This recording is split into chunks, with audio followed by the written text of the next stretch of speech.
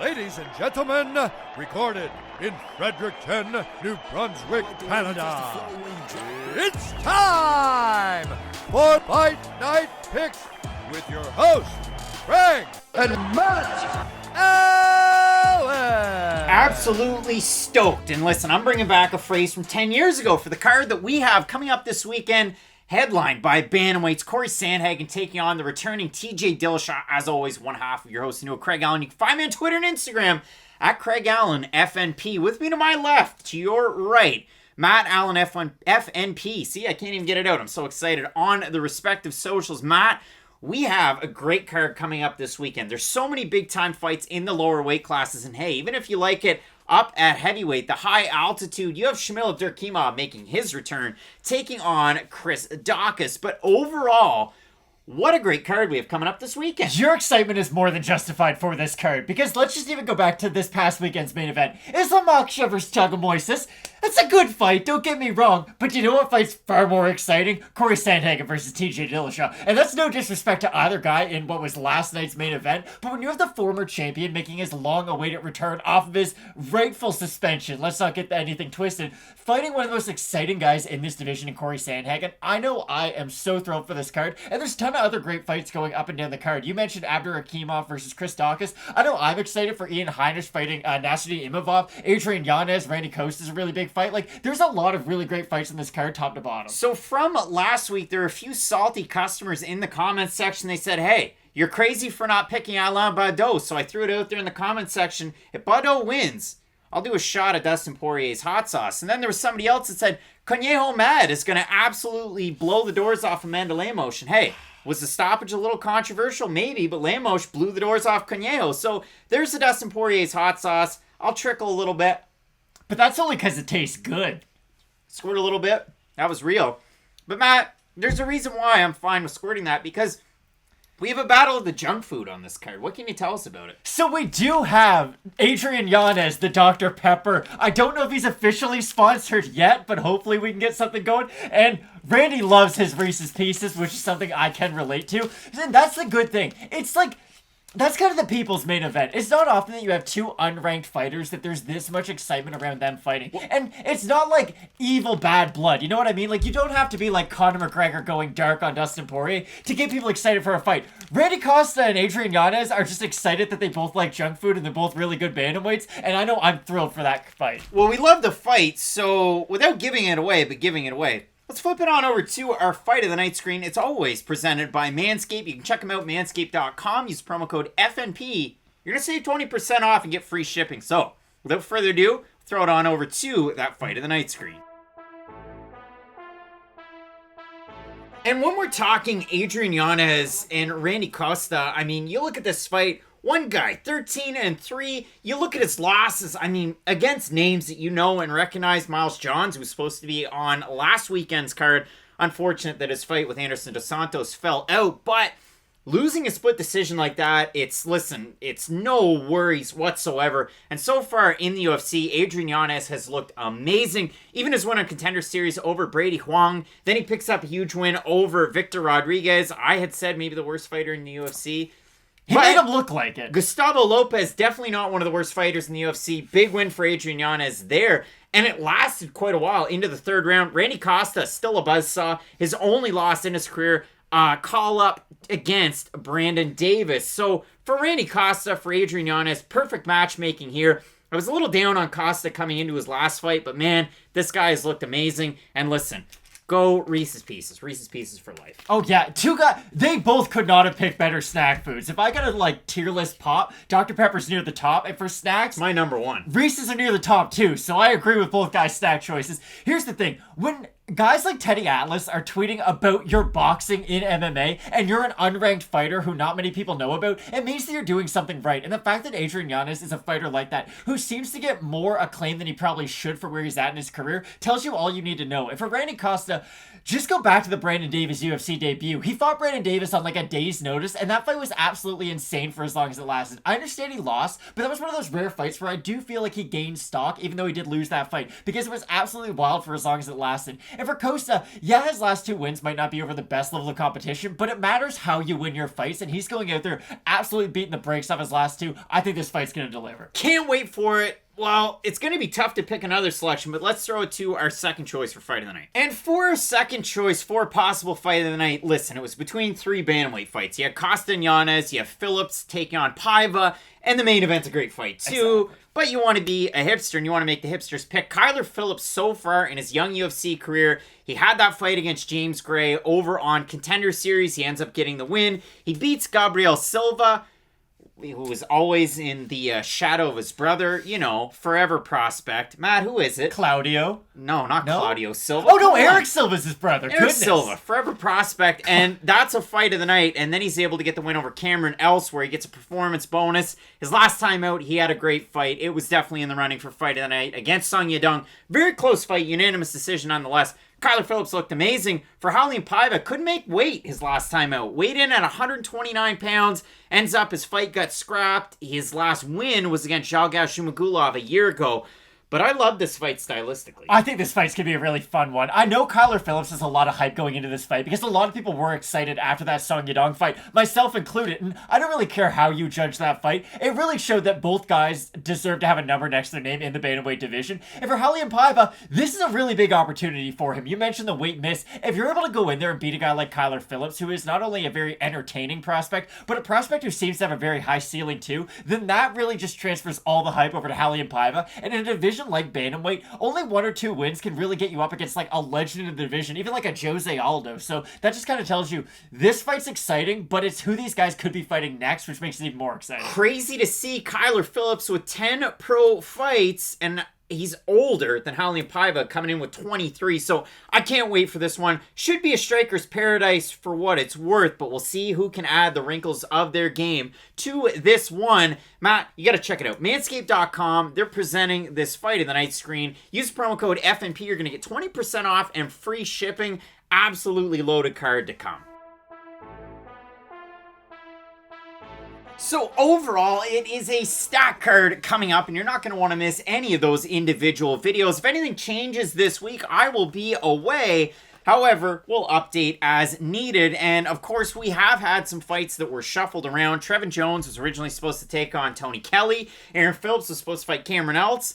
Then Jones is going to fight Phillips, and now that fight's off, and Trevin Jones is going to end up fighting Ronnie Lawrence next week. Hopefully, fingers crossed. Jones just wants a fight. Assunção was supposed to take on Kyler Phillips originally. Sijara Eubanks was supposed to take on Priscilla Cachoeira, who's now taking on Elise Reed in her UFC debut. So a lot of moving pieces, Matt. But overall, a very interesting card. The good news is that we're still really excited for this card. And do you want to know what other cards we're really excited for right now, too? 15-minute card breaks. Our second channel, Matt. Great setup. We opened some Panini Prism blaster boxes here on this channel with Fight Night Picks. It got us so incensed that we decided to start another channel. It's 15-minute card breaks. It's on the YouTube, so we got one video where we open 2 blaster boxes of Panini Prism. We've got a video where we open the Pete Rose, Charlie Hustle. You're guaranteed an autograph. You're going to like to see the autograph that we ended up with. Our latest video, we opened some Donruss 2020-2021 cards. Now, Matt, there were 4 packs in this box. 10 cards per pack. You were guaranteed 8 exclusive parallels. One of those parallels was absolutely insane. Good thing I have those in protective coverings. But overall, it's a lot of fun. We also opened a full-sized autograph mystery box of a helmet. That one's pretty cool from Hit Parade. So check it out. 15-minute card breaks. All sorts of great stuff over there. If you like to just hear us talk, subscribe and then just let it play throughout the day. If the cats, the dogs are going to listen to it, maybe you're going on a big trip, you download an episode somehow. I don't know. Get crazy with it. But at 15-minute card breaks on Instagram, TikTok, as well as Twitter. And you can find us there on YouTube as well. I'm really excited for it. There's going to be content trickling out throughout the coming weeks. We got a lot of stuff banked. So if you like that kind of stuff, find us there. And if you don't, well, there's MMA. So without further ado, keep locked in with Fight Night Picks. And as we always say, let's get into it.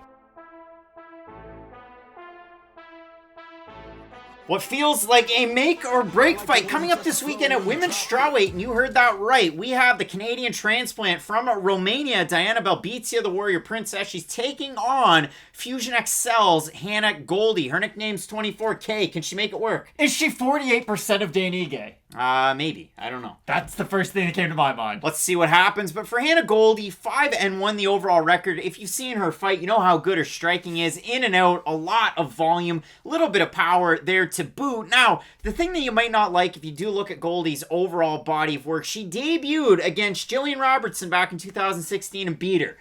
That's great. Then she took on Vanessa Grimes. She wins that fight. Lisa Blaine, Shannon Gary, and then Kaylee Robbins on Contender Series. And then had a very short layoff and took on Miranda Granger. Lost that fight. She's been out for almost 2 years. Now, it's not for lack of trying. She was booked against Loma Lookboonmee earlier on this year. Goldy withdrew. She was supposed to take on Jessica Penne, but she tested positive for COVID. And then she withdrew from their second booking a little over a month after that. So hopefully Hannah Goldy's recovered well. And like I said, she's taking on the transplanted Romanian to Canada, who now trains out of Ontario's Stony Creek, in Diana Belbita. Billed as a striker. Former K1 champ over in Europe. She was a multinational champion over there. Transitioned to mixed martial arts at the young age of 18. Maybe not the strongest level of competition on the way up. She had a little bit of a 2-fight losing streak in 2015. But that's a long ways behind her. She lost to Ariane Lipsky on the regional scene. She also lost to Ione Razafierzin, a name that we see a lot popping up on European fighters' records. Went on a 4-fight win streak, ended up in the UFC, lost to Molly McCann, pretty well got dominated in that fight, lost to Liana Jojua, and she looked like she was lost in that fight. She really did. She didn't look good at all. And I'm honestly going to throw myself under the bus before I say anything else about this video, because I openly said that Liana Jojua is one of the worst grapplers I've ever seen in the UFC. And that was true up until that point, and that was kind of why her submission loss to Jojua was so surprising. I'm not here to tell you that Diana Belbita is some phenom on the mat or anything, but I definitely did not think that she was going to get out-grappled so soundly by Jojua. And we had seen Jojua understandably up a weight class, but still, we saw her struggle, I should say, grappling against the Sarah Morrises of the world, who, you know, she's a good fighter, but she's not a great fighter. And here, I'm going to quote Ryan Russillo when he talked about Kawhi Leonard and his free agency when I think about this fight. If anybody tells you they have a good idea about this fight, then don't listen to them when they break down fights, because there's just such a limited sample size about both these fighters against top levels of competition. Belbita has not really shown that she's able to go out there and really win rounds off of great fighters, even good fighters. Go back through a record. A lot of those losses, a lot of the wins are to the 0-0s of the world, or the 1-0s, the 0-1s. Ariane Lipsky is one of the few good fighters on her resume, and look how that fight ended. She did lose that fight by armbar. It's really weird that this fight is even on this card, for being completely honest, and I don't like saying that people aren't UFC caliber. It's just when these two fighters haven't really given any reason as to why they should be on this card, it's really surprising. I know we both said that Hannah Goldy was almost like a more improved version of Miranda Granger going into that fight, but leaving that fight, I definitely didn't have that opinion, and it was really weird because a lot of the strengths that we both assumed Goldy would have leading up to that fight, they weren't really strengths. She's undersized for this division. I don't really like her in and out movement as much as I thought I would. And at the end of the day, I just don't really know what she's going to be able to do against a lot of these fighters to prove that she's better in a 15-minute contest. Now, that's the trouble. So you got to pump the brakes a little bit, and we have to process all of this. Goldy went up to 125 to take on Granger, who is a 25er. So that's why that one was really weird. Granger had a big size advantage. The same can be said. Jojua moved down from 35 to 25 and ends up beating Diana Belbita. She is a 25er, though. Belbita is a 25er who's now moving down to strawweight to take this fight against Goldy. So I'm eager to see both of these two on the scales. Obviously, if you've seen anything from Hannah Goldy, it's the fact that she's bodied up. And listen, I don't need James Lynch to tell you about her OnlyFans. It's out there too. It's a really tricky fight when you're trying to cap it. So, it's a really big... It's a big use of CYA on our parts, but listen, not every time you can get Malcolm Gordon to beat Francisco Figueiredo and say, hey, you gotta watch out for this one, and then people are telling you that you're a fucking idiot on Twitter. So, pump the brakes there a little bit, but when we have a look at the odds for this one, that's what scares me as well. Goldy opened to minus 195, she's now minus 182, a favorite, and for Diana Belbita, the underdog, she opened to plus 160, she's at a plus 148. Like I said, she has a striking background, she's looked good in the clinch in some of her regional scene fights. I'm eager to see what kind of a game plan she implements in this one, because it felt like she was too confident in the clinch in her last time out. And it cost her. It's just wild that you have to say, oh, she looked good in the clinch and regional fights for us to say, oh, this could be a strength of hers coming into the UFC. And she hasn't shown anything in her last 2 fights. Molly McCann is a decent fighter, but not a great fighter in this weight division, or in this weight class, even at 125. Like, we kind of know where her limitations are skill-wise, and she beat the brakes off Belbita. Like, that wasn't a very competitive fight at all. And again, the fact that Jojua, who is an all-right grappler in top position, was just able to run through Belbita, it just doesn't give me a lot of confidence with her moving forward. And it's not like Hannah Goldy's shown me a lot either, but I guess what I'm trying to say is I'm more confident with the limited skills of Hannah Goldy than I am with the skills of Belbita at this point in time. Belbita coming in with a big reach advantage and a decent little advantage as well in terms of the height. If we have a look over on Tapology for the total votes, 507 so far, 78% with Goldy, 88% by decision. For the 22% that have Belbita, 73% by decision. I think if you like the over 2.5 here, the fight to go the distance, it's not just those Tapology votes, but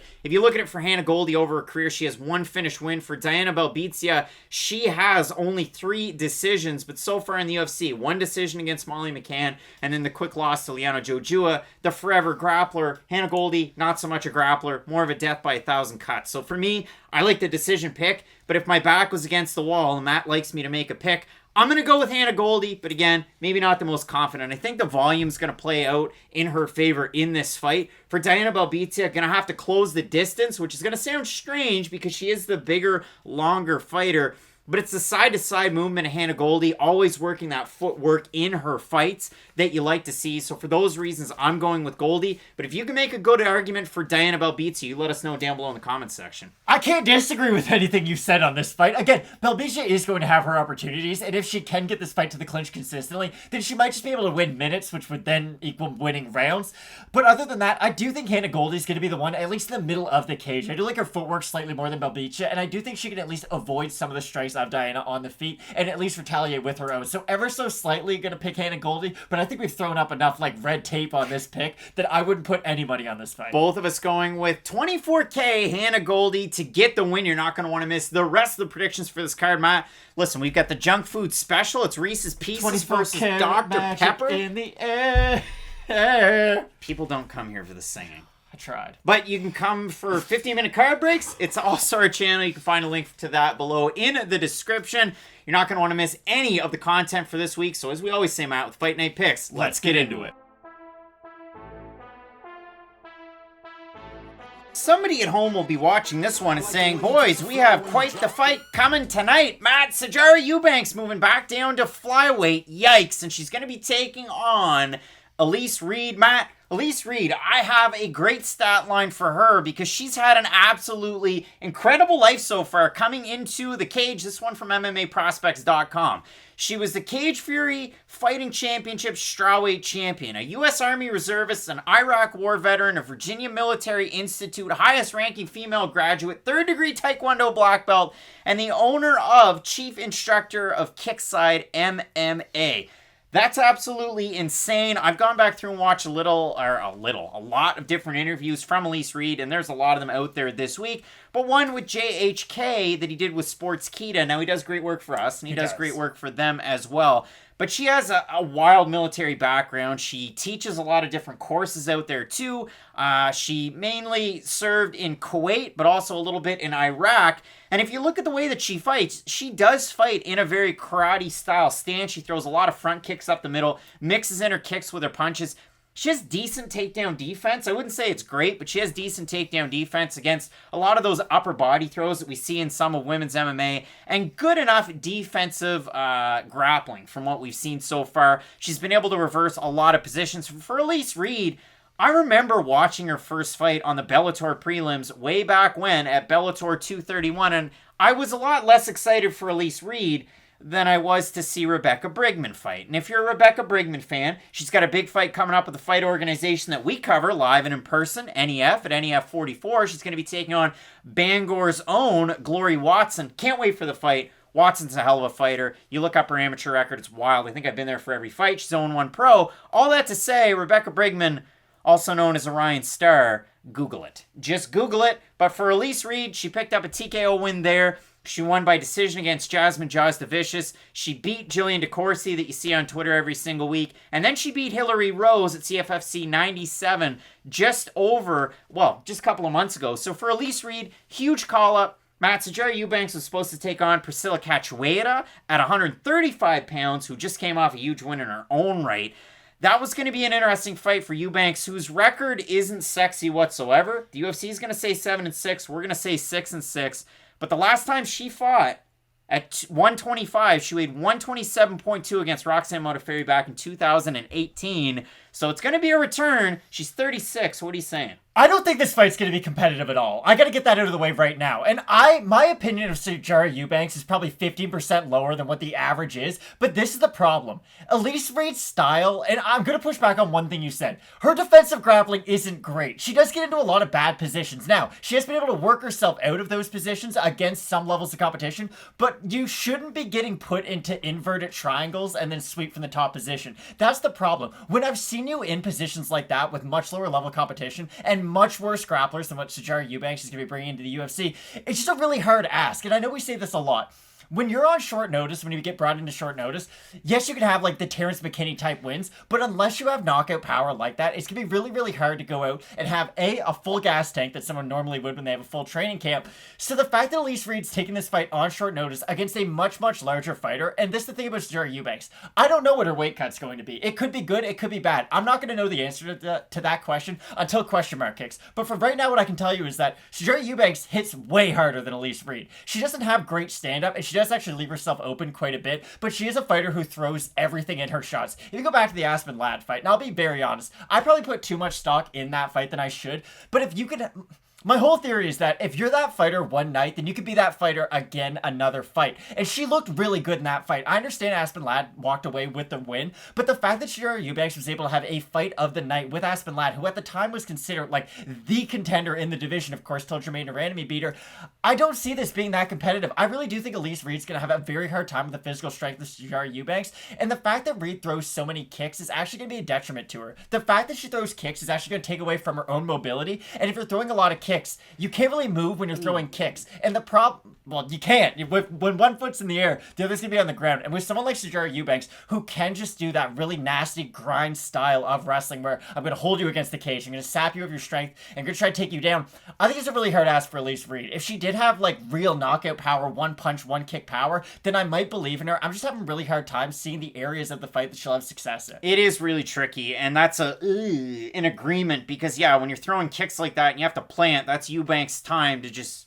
drive right in. Now, can she get caught? I wouldn't say she's going to get caught with a front kick on the way in, but maybe this is a Machida in Elise Reed, the Taekwondo master. Maybe it's an Anthony Pettis. I get that's might be the better comp. But in this one, both women training out of the same area of the world. You have Eubanks coming out of Nick Cantone MMA, Mark Henry in the corner. When I looked at the odds for this one, maybe not much of a surprise. Eubanks open to minus 225. She's now a minus 277 favorite over on Best Fight odds. For Elise Reed, open to plus 190. She's plus 219 now. Over on Tapologies, a surprise to us as it is to you, hey, it's pretty close. 556 total votes, 59% Eubanks, 87% by decision. For the 41% that I've read, 81% by decision. Maybe you like the over on this one. For me, I like Eubanks, and again, it might be a little bit of recency bias. It might be the fact that they had her booked against Carol Hossa and then Priscilla Cachoeira. Listen, Cachoeira in her last win against Gina Mazzani, all she had to do, outlast the early storm, pick up a huge TKO win. That's probably what she wanted to do against Eubanks. For Elise Reed, though, just fought 2 months ago. She's going to be fresh. She's moving up a weight class, so the energy systems will be there. But it's a really tough ask against Sijara Eubanks, and I get it. Not all 500 fighters are created equal. Somewhere on that scale is like a Randa Marcos. And somewhere on that scale is Artem Lobov, who still has that clause in every single contract that he could fight Zubair Tukhugov at a moment's notice at the drop of a hat. But for Sijara Eubanks, I go through and I look at the losses. Kianzad got tired. Ketlin Vieira was another loss. Betch Kohea, Aspen Ladd, Chukagian. Big names. The wins, Avila, Morris, Modafferi, Lauren Murphy. Realistically, if she made weight, she probably would have beat Nico Montano, and we could be talking about the flyweight champ, but the weight was always an issue. for Sijara Eubanks. That's the thing with Sijara Eubanks. I know Jessica I was a fighter who fought the majority of her career at 135, and then after the UFC did open the women's flyweight division, she then did make the weight cut down. But for Eubanks, it was kind of the opposite. She couldn't make weight. She was forced to move up because they wouldn't put her in that main event against Valentina Shevchenko at Madison Square Garden. Remember, that was the whole weird thing. Derek Lewis ended up fighting Volkov on that card. It was just, or no, he fought Daniel Cormier in the main event of that card because it was all weird.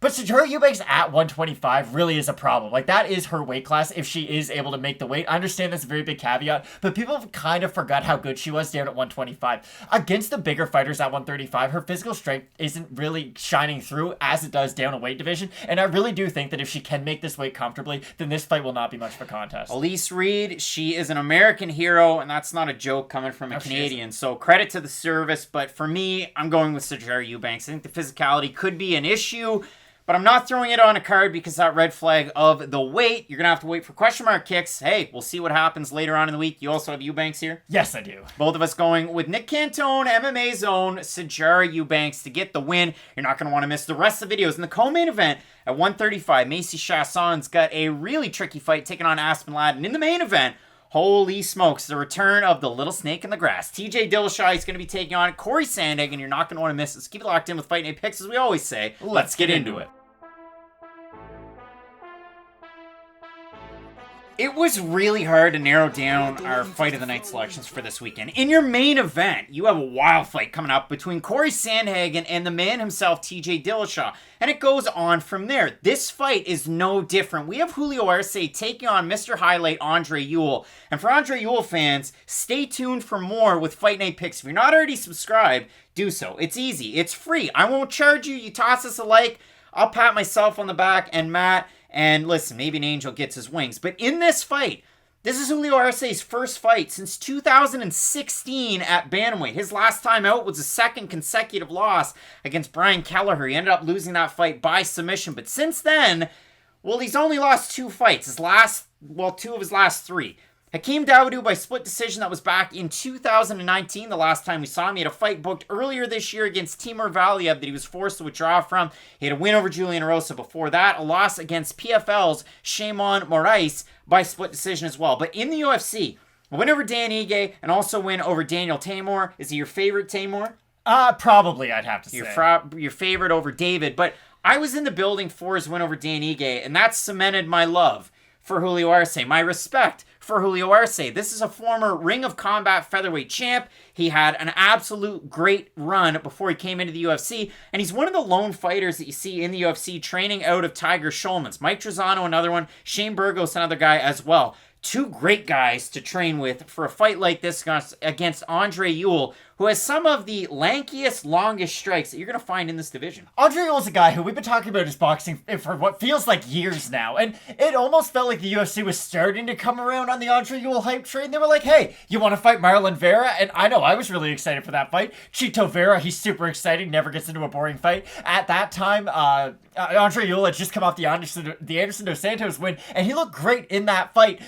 And that was kind of where we saw the limitation of Andre Ewell's skill set, because he did look good in the early goings of that fight. But you can tell that every minute that passed, Marlon Vera was able to get closer to him, and closer to him, and closer to him. And the thing about Andre Ewell is that the negative space in between him and his opponent is almost like an offensive weapon for him. The longer range that he can keep from his opponent means that he can snipe them on the way in from longer away. He is kind of similar. People aren't going to like this comp, but he is similar to Conor McGregor, to where he has that wide stance. And a lot of people talking about his boxing, he's not really a traditional boxer. Same thing with McGregor. Like, McGregor fought Mayweather, and a lot of people say, oh, he's a boxer, oh, he's a boxer, he's a boxer. He's not. He's a counter striker, and an MMA counter striker at that. He's very good when his opponent is smaller, and when they have to rush in at him, because he's a very intelligent striker, and he can see where the openings of his opponent are. And honestly, Andre Ewell has a very rudimentary form of that game, but there are some similarities there. The weird thing about Andre Ewell is that up until his last fight against Chris Gutierrez, at least he was winning most of the striking exchanges in all of his fights. Like, even in the Marlon Vera fight, when they're at long range, he's beating Marlon Vera up, and he's beating him to the punch.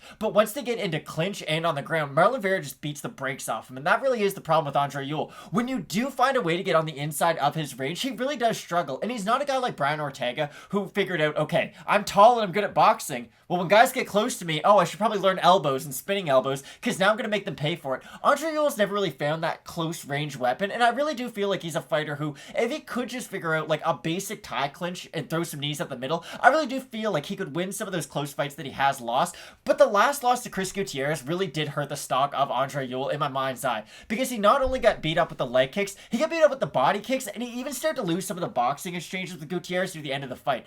That's the thing with Ewell. He has that great style. He's a great counter striker, but every minute that ticks off the clock, his opponent gets a little bit more into the fight and a little bit more into the fight. And this is going to be interesting in this fight, and I actually want to get your opinion on this, because Julio Arce, I feel like, is a very good fighter, but the one thing that he does lack is a very, very high output, and I do feel like in this fight, he could almost get caught into that single strike for single strike with a guy like Andre Ewell. Both guys actually, through their UFC runs, are above and away the UFC average in terms of output. Now, it does go slightly in the favor of Andre Ewell. It's 4.25 for Arce to 4.42 significant strikes landed per minute, but that's the thing. The strike percentage is better for Ewell. There's going to be a lot of hitting air. You see that with some Tiger Schulman guys. Jimmy Rivera's a guy like that. He has to kind of break distance by throwing strikes and then collapse on his guys, which you would think Arce is actually going to have to do in this fight against Ewell, another good guy to train with. However, having said all that, the striking differential is much better for Arce. 2.87 strikes absorbed per minute to 4.25 absorbed for Ewell, who has a slight positive compared to a major positive for Arce.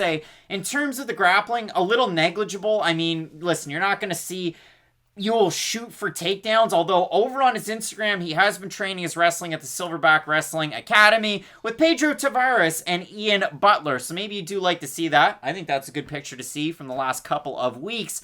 But for Julio Arce, if he's going to do anything, it's hard to take him down. We've seen that so far in his run, even on the regional scene as well. So when I look at this fight, the odds, maybe not a surprise to me. They might be a surprise because he hasn't been all that active. Again, this is his first fight since November of 2019, losing by split decision to Hakeem Dawodu, the premier Muay Thai striker, if there ever was one. I look at this line, Arce open to minus 180, he's a minus 197 right now. For Ewell, open to plus 155. He's a plus 162. If we have a look at Tapology, the fan votes are as surprised as they are to you. Matt, 617 total votes, 72% Arce, 85% of the fans have him to win by decision. For the 28% that have Ewell, 80% by decision. This is the third fight in a row where the fans are predicting this fight ends in a decision. What are you saying here?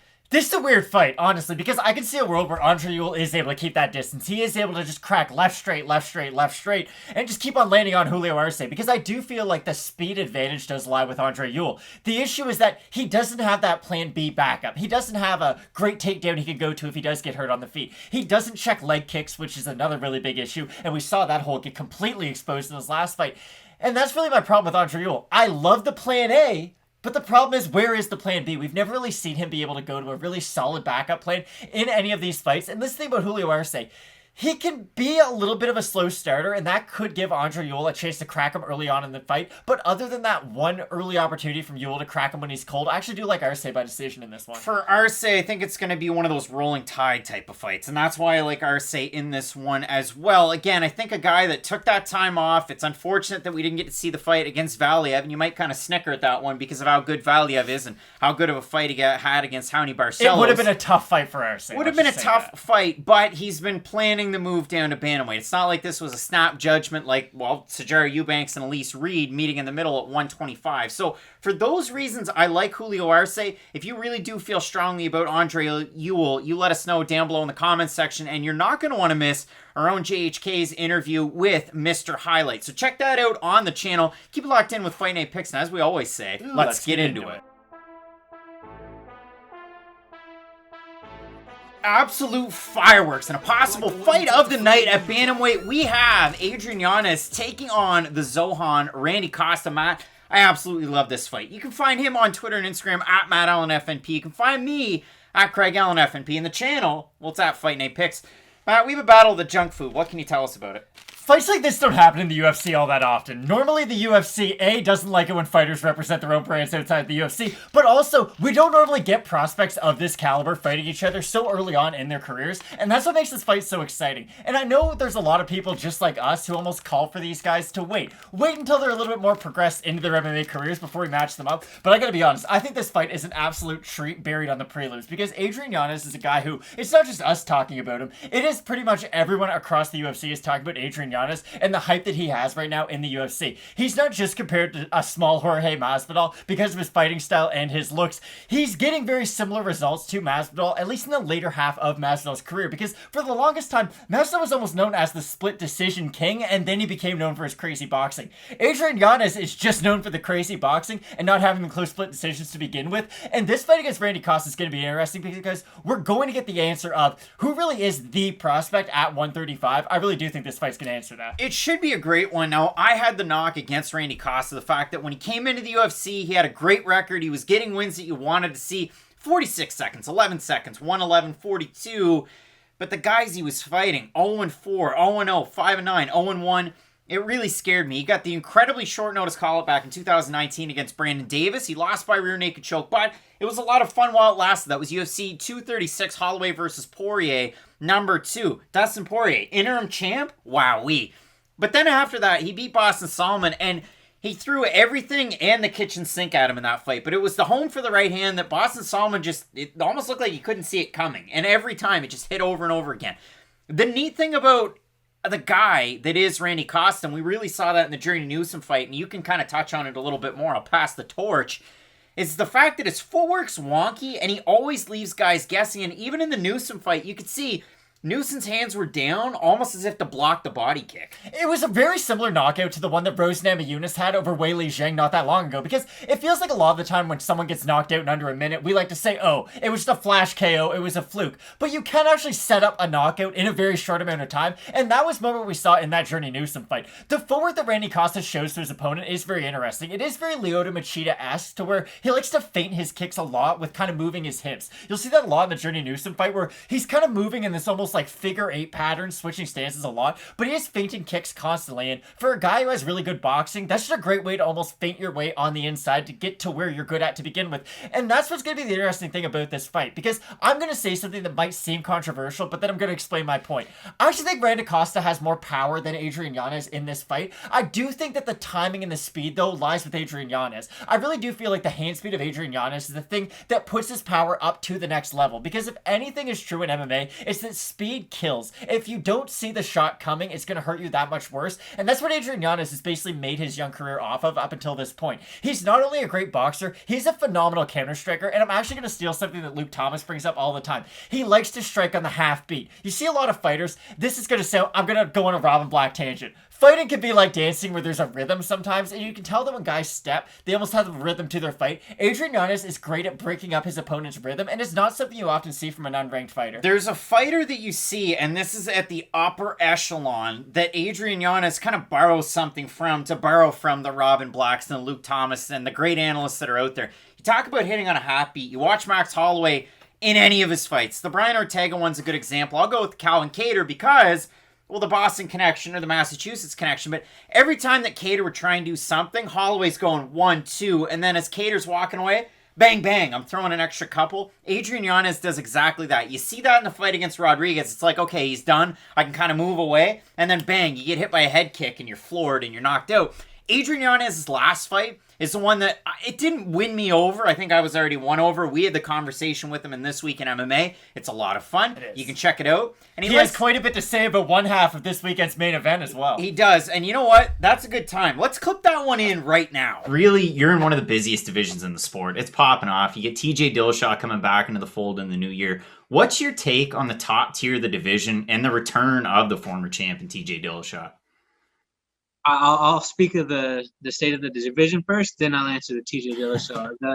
The state of the division, man, it's nothing but killer city, man. It's all killers. There's no, like, even in the top 30, you got nothing but killers. You know, I consider myself like one of those killers as well, man. There's like a whole list of people, man, a whole list of people. And like in the top 15, any one of those guys can beat each other on any given day, and that actually like really excites me because it gives me something to work forward and work towards too. It's like, oh man, like dude, like look at the Sean O'Malley and Chito Vera like fight, dude. Nobody really knew like Chito Vera like that until after he did that to Sean O'Malley. You know, we all like if you were a fan of the sport and you watched the fights, you knew Chito Vera is a motherfucker, you know. So just like a lot of these guys, you got like Ricky Simone, that guy's a beast, and you got You got all these other fighters. You got Marlon Moraes. Even though he kind of fades out, he's still nobody wants that first round Marlon Moraes. Man, like, dude, just look at the top two guys. You got Aljamain Sterling and Peter Yan. Those guys are freaking beasts. I personally think that Aljamain might have this one, a 5-round decision. But man, it's a really stacked division, and it really excites me because, man, there's a whole bunch of road killers, and I get to go against those guys, and that freaking excites me because I'm just like, dude, like, this is what I wanted to do. Like, I'm living my dream. I'm going out there and I get to fight these guys. Like, yeah, like, it's really exciting. The return of TJ Dillashaw on that hand, I don't know. He shouldn't come back to the title. Like, he's saying he should get a title shot, man. I don't think so, man. Yeah, he should get at least a win or two to get himself back in there. But, man, I don't know, man. A guy was trying, like, I heard his interview. I heard snippets of his interview. I didn't really hear like too much of his interview, and I'm just saying, I don't know, man. Like, in his own head, he was trying to, like, he was saying, like, well, if you got away with it, you'd be like, yeah, no, I'd try to find a way to justify it. I was like, well, I was like, man, I was like, if you're admitting it, like, at least you're man enough to admit it, but at the same time, you get no respect from me. You're out there blatantly cheating, going out there trying to like get ahead of your opponent, and you're trying to cheat the system. I don't like that. I don't like cheaters. I'm a clean guy. I take Thorne supplements, provided from the UFC and everything. So, coming from a guy who's at the top of the level using EPO, it really kind of just pisses me off, because you got to, if you really want to get there, you work hard for it. If you have to take banned substances, you just get the fuck out the sport, man. Yeah. Sorry, Professor, man. That was like shit. No, man, it's definitely. It's definitely understandable. I mean, you hate to see it, especially at the highest level, like you said. But his win over Gustavo Lopez, all the Dillashaw stuff aside, was impressive because the real question was, how can Yanez kind of hang with some of these guys that are going to take him down? He had that split decision loss against Miles John with LFA, but he fought big names over there. Like, Kyle Estrada is one of those guys that, hey, did he make it to the UFC or has he made it yet? No, but you look at the guys that Kyle Estrada's fought and you look at the performances that he's put on, they're very impressive. That was a split decision win. Then he ends up in the big show. And you've seen those finish wins, even the one on Contender Series after Estrada to beat Brady Huang, where he sends him to the shadow realm. It's incredibly impressive. So, Randy Costa, a little bit more kickboxing. Adrian Yanez, from what we've seen, just a strict boxing. But I still, style for style, this is such a great fight. And like you said, you got Costa coming in here at 27. You got Yanez at 27. Peak powers right now. I can't wait for this fight. The last time we had a fight kind of similar to this is when the UFC tried to put Brandon Thatch and Stephen Wonderboy Thompson in like a weird main event. This was years ago, and then Wonderboy ended up falling out, and they did Benson Henderson versus Brandon Thatch, flexing a little bit of MMA knowledge right there. But it's the truth. Like, these are two genuine prospects, and I'm going to say this right now. No matter what the result is this Saturday, I honestly think both guys will be ranked at some point, and I could see these guys having a rematch later on when they both are ranked. Because A, this is one of those rivalries that anybody can get along for because there's really no bad blood. They're just two really high quality prospects. And we don't have this as a fight of the night contender because we think Yanez is just going to run over Costa. I will say I favor Yanez ever so slightly because this is the really big X factor I'm going to come down to. The fact that Randy Costa actually switches his stances, I think will be a mild detriment to him in this fight. Because something we see often out of guys who do switch stances is that defensively they're extremely sound in one version of that stance, and then they will suffer slightly in the other version of their stance. I'm not saying Randy Costa is one of those guys, but if you are, Adrian Yanez is going to expose it. He's going to force you, the natural kickboxer, to become a boxer. I really do think Adrian Yanez is going to crowd the space as much as he can on a guy like Randy Costa, and if he can turn this into a boxing fight, which is really dangerous against a guy like Randy Costa, and honestly, most other guys in the division, I wouldn't say, hey, turn it into a boxing fight against Randy Costa, but I really do think if Yanez can get on the inside, his hand speed will be shown off to huge effect. If you see it for Randy Costa, a lot of sites are going to have him out of Lausanne's mixed martial arts. He's actually at a Sanford MMA. He's one of 3 fighters that I could find on this card, and the other 2, they're actually matched up to fight each other. We did a prediction video. Ian Heinisch and Brendan Allen both fighting out of Sanford for their fights on this card, not against each other. So that could be a great thing for Costa. Implement some of those leg kicks. Man, who's a great leg kicker there? Well, Jason Jackson's good at everything. He's my premier Sanford guy, but Gilbert Burns, the list goes on. Great fighters there. I love the fight. In terms of the odds, Adrian Yanez is the favorite. Open to minus 170. He's minus 196 right now. For Costa, open to plus 145. He's a plus 161. I don't want to look at the Tapology votes because it hurts my feelings. This is the definition of a Dr. Pepper and Reese's Pieces fight. Not a sponsor, so just throw that one out of there. But it's our pop and popcorn for sure. When I look at the fan vote, 663 total votes, 85% Yanez, 70% by knockout. For the 15% that have Costa, 45% by decision, and 46% by knockout. Matt, it has to be said, all of his wins are in the first round, and his one loss is in the second. I like the fact that Yanez has fought a 5-round fight in the past against Miles Johns. His fight in the main event against Estrada was only a 3-rounder, but Adrian Yanez has the experience.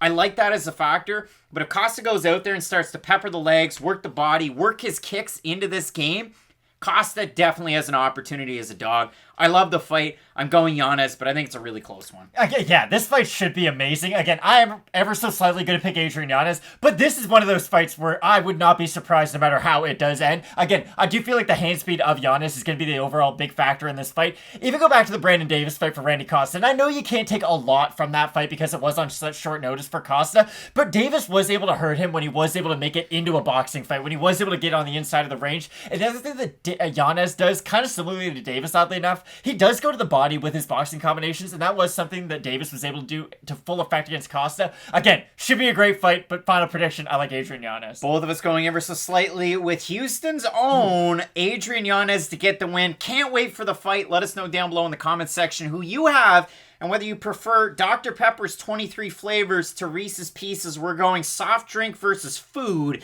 It's a weird battle. You let us know. I love this one. And at the top, a bantamweight banger. Cory Sandhagen taking on TJ Dillashaw. You're not going to want to miss this. So keep it locked in with Fight Night Picks, as we always say. Let's get into it. Matt, big time fight coming up in middleweight this weekend. We have the Hurricane Ian Heinisch, the former LFA middleweight champion. He's going to be taking on France's Nassourdine Imavov. And Matt, for Imavov, there's guys that I have like in my Rolodex that I reference a lot. And maybe Nassourdine Imavov doesn't come out that often, but he's one of those guys that I've had my eye on for a really long time. Ever since he fought with Arce FC, well, really, even before that, but when he fought for Arce, he fought a guy named Jonathan Meunier. And if you're Robin Black, you call him Joe. He goes by Joe. His name is Jonathan Meunier, but his friends call him Joe. If you go back and watch that fight, Meunier had a long time off between fights. He actually had a fight against Colby Covington, and that was his lone loss in the UFC. He had an odd brain condition. The UFC released him, and then he ended up fighting Imavov. So I had a lot of respect for Meunier. He was one of those guys that I wanted to see progress and fight more in the UFC. But boom, we get this new startup. Rudrug's fighting for them. I'm excited.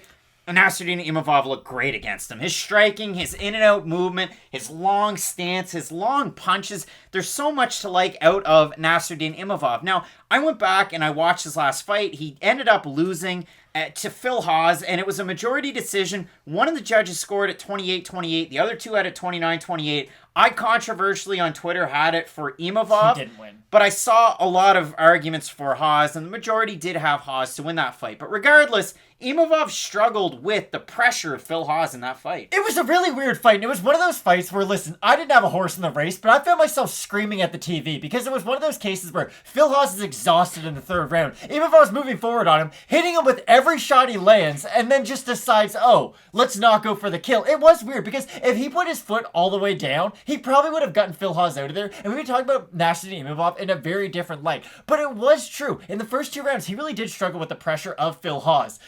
Which takes us to the other side of this fight. What's Ian Heinisch really good at, if nothing else? Well, he does pressure forward. Now, he does do it at this, like, weird labored pace, and I know I bring this up all the time, where, like, when Dustin Poirier fights, people are like, hey, he looks tired 3 minutes in. He doesn't. If you just watch him fight enough, I don't know if it's, like, a timing thing, I don't know what it is, but some fighters, even Dominic Cruz, known for great cardio, huff and puffs throughout his fights. Ian Heinisch is weird, because it feels like he starts the fight at, like, a 7 out of 10 for cardio, and then he just never gets better or worse. It's really weird. For Ian Heinisch, you know the life story by now. We don't have to break it down piece by piece, but maybe it's like the Wim Hof breathing techniques. Maybe that's what he likes. It's almost like Nicholas Dalby in his last fight. The commentary never stopped talking about how odd he was breathing but he does it every single fight. The difference maker for Ian Heinisch, we've seen different fighting styles out of him. We've seen him wrestled. We've seen him get out wrestled. We've seen him as a Muay Thai striker, like when he fought Gerald Meerschaert, and he had pretty well a full training camp out of Tiger Muay Thai. In his last fight, he took on Kelvin Gastelum, and Gastelum out-wrestled him, which might have surprised a lot of people, but if you go back through Kelvin Gastelum's career, yes, he's a great southpaw striker, and he's one of the best in tight, especially with his uppercuts. Oh, yeah. But his bread and butter is actually his wrestling, and he used it to great effect. So for Heinisch in this fight, not training out of Colorado, he's actually at a Sanford MMA, training with one of his, former opponents he was supposed to take on a couple of different times, Brendan Allen. He's supposed to fight Allen, ended up with Gastelum. You go over to Ian Heinisch over on the Instagrams, and he's got a picture with Henry Hooft, and he's working out with Sean Soriano, and I've seen Sean Soriano also hold mitts for Brendan Allen. I don't know why he's a sucker for punishment, moving up 40 pounds, holding mitts for these guys, but I'd like to see that out of Heinisch, that he's making the move over to Sanford. For Nassourdine Imavov, you might have a scary post on the Instagram. I don't know if I actually like it, and I'm going to put it up on screen, so I'll show you this, but petit passage par la casse chirurgie, en effet, je me suis contreusement cassé la main à l'entraînement. L'opération est très bien passée et soyez en sûr, je ferai tout pour revenir à 200%. So he's going to come back at 200%. Broke his right hand training 13 weeks ago. Now, he put that one on Instagram 13 weeks ago. So did he break it 13 weeks ago? Instagram's a bit of an odd trap. You can get stuck looking at Paige Van Zandt videos all day. I don't know if I love to see that he broke his hand 13 weeks ago. I'd rather he didn't break it.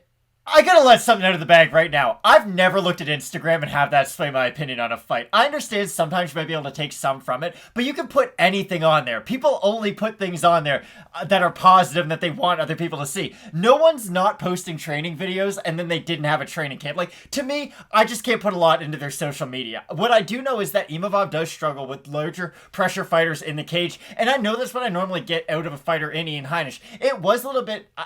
It was a little upsetting, I should say, because it's weird. Ian Heinisch almost came into the UFC as that kind of like, hey, I'm well-rounded, I can strike with you, but when push comes to shove, I will kind of get into that grinding style of wrestling. But we've seen him get beat twice that way, and it is weird. I know Omari Akhmedov does that to most guys, so it's not the end of the world, but the fact that Gastelum, he did outbox him in that fight, but he did out-wrestle him. It was just a weird thing to see from Heinisch. The one thing I will say, and we do have to go back a little ways, I know he lost to Derek Brunson, but he did drop him with a head kick in the start of that fight, and I actually thought he looked all right in the beginning of the fight until you could just tell. The fact that Derek Brunson has so much high-level experience was really able to win out in that fight, but I really do think that the package of Ian Heinisch is a borderline top 15 fighter. I'm not saying he's ever going to get into the top 15 or cause a lot of noise in the top 15, but I do think he could be one of those, like, oh, Ian Heinisch is 13th this week. He's been there before. Exactly, and I think he can get there again, and I really do think that this performance or this fight against Nassourdine Imavov is going to be one step towards a ranking. To me, they're not doing Imavov any favors, which is weird, because I think he has some potential. Like, well, it's an odd pairing. The UFC is one of those few companies where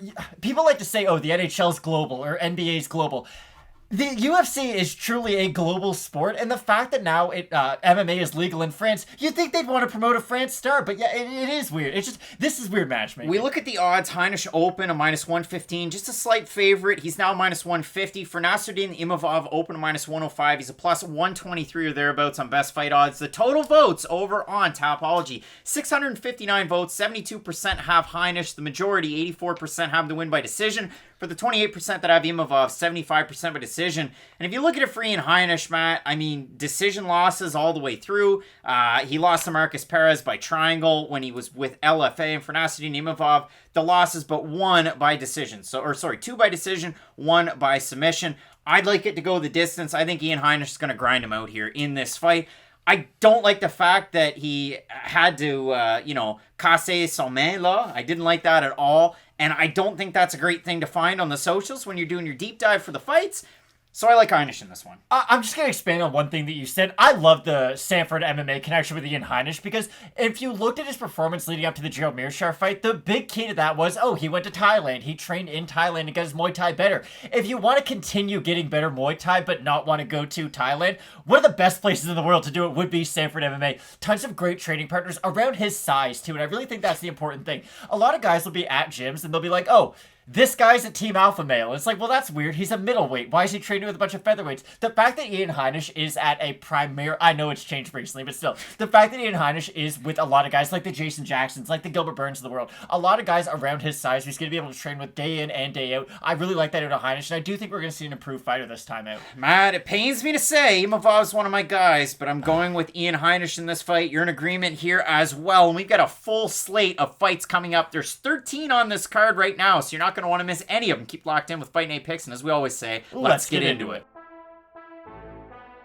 They say the sun's out, bums are out, and hopefully your pubes are not out. And also, flip-flop season is upon us.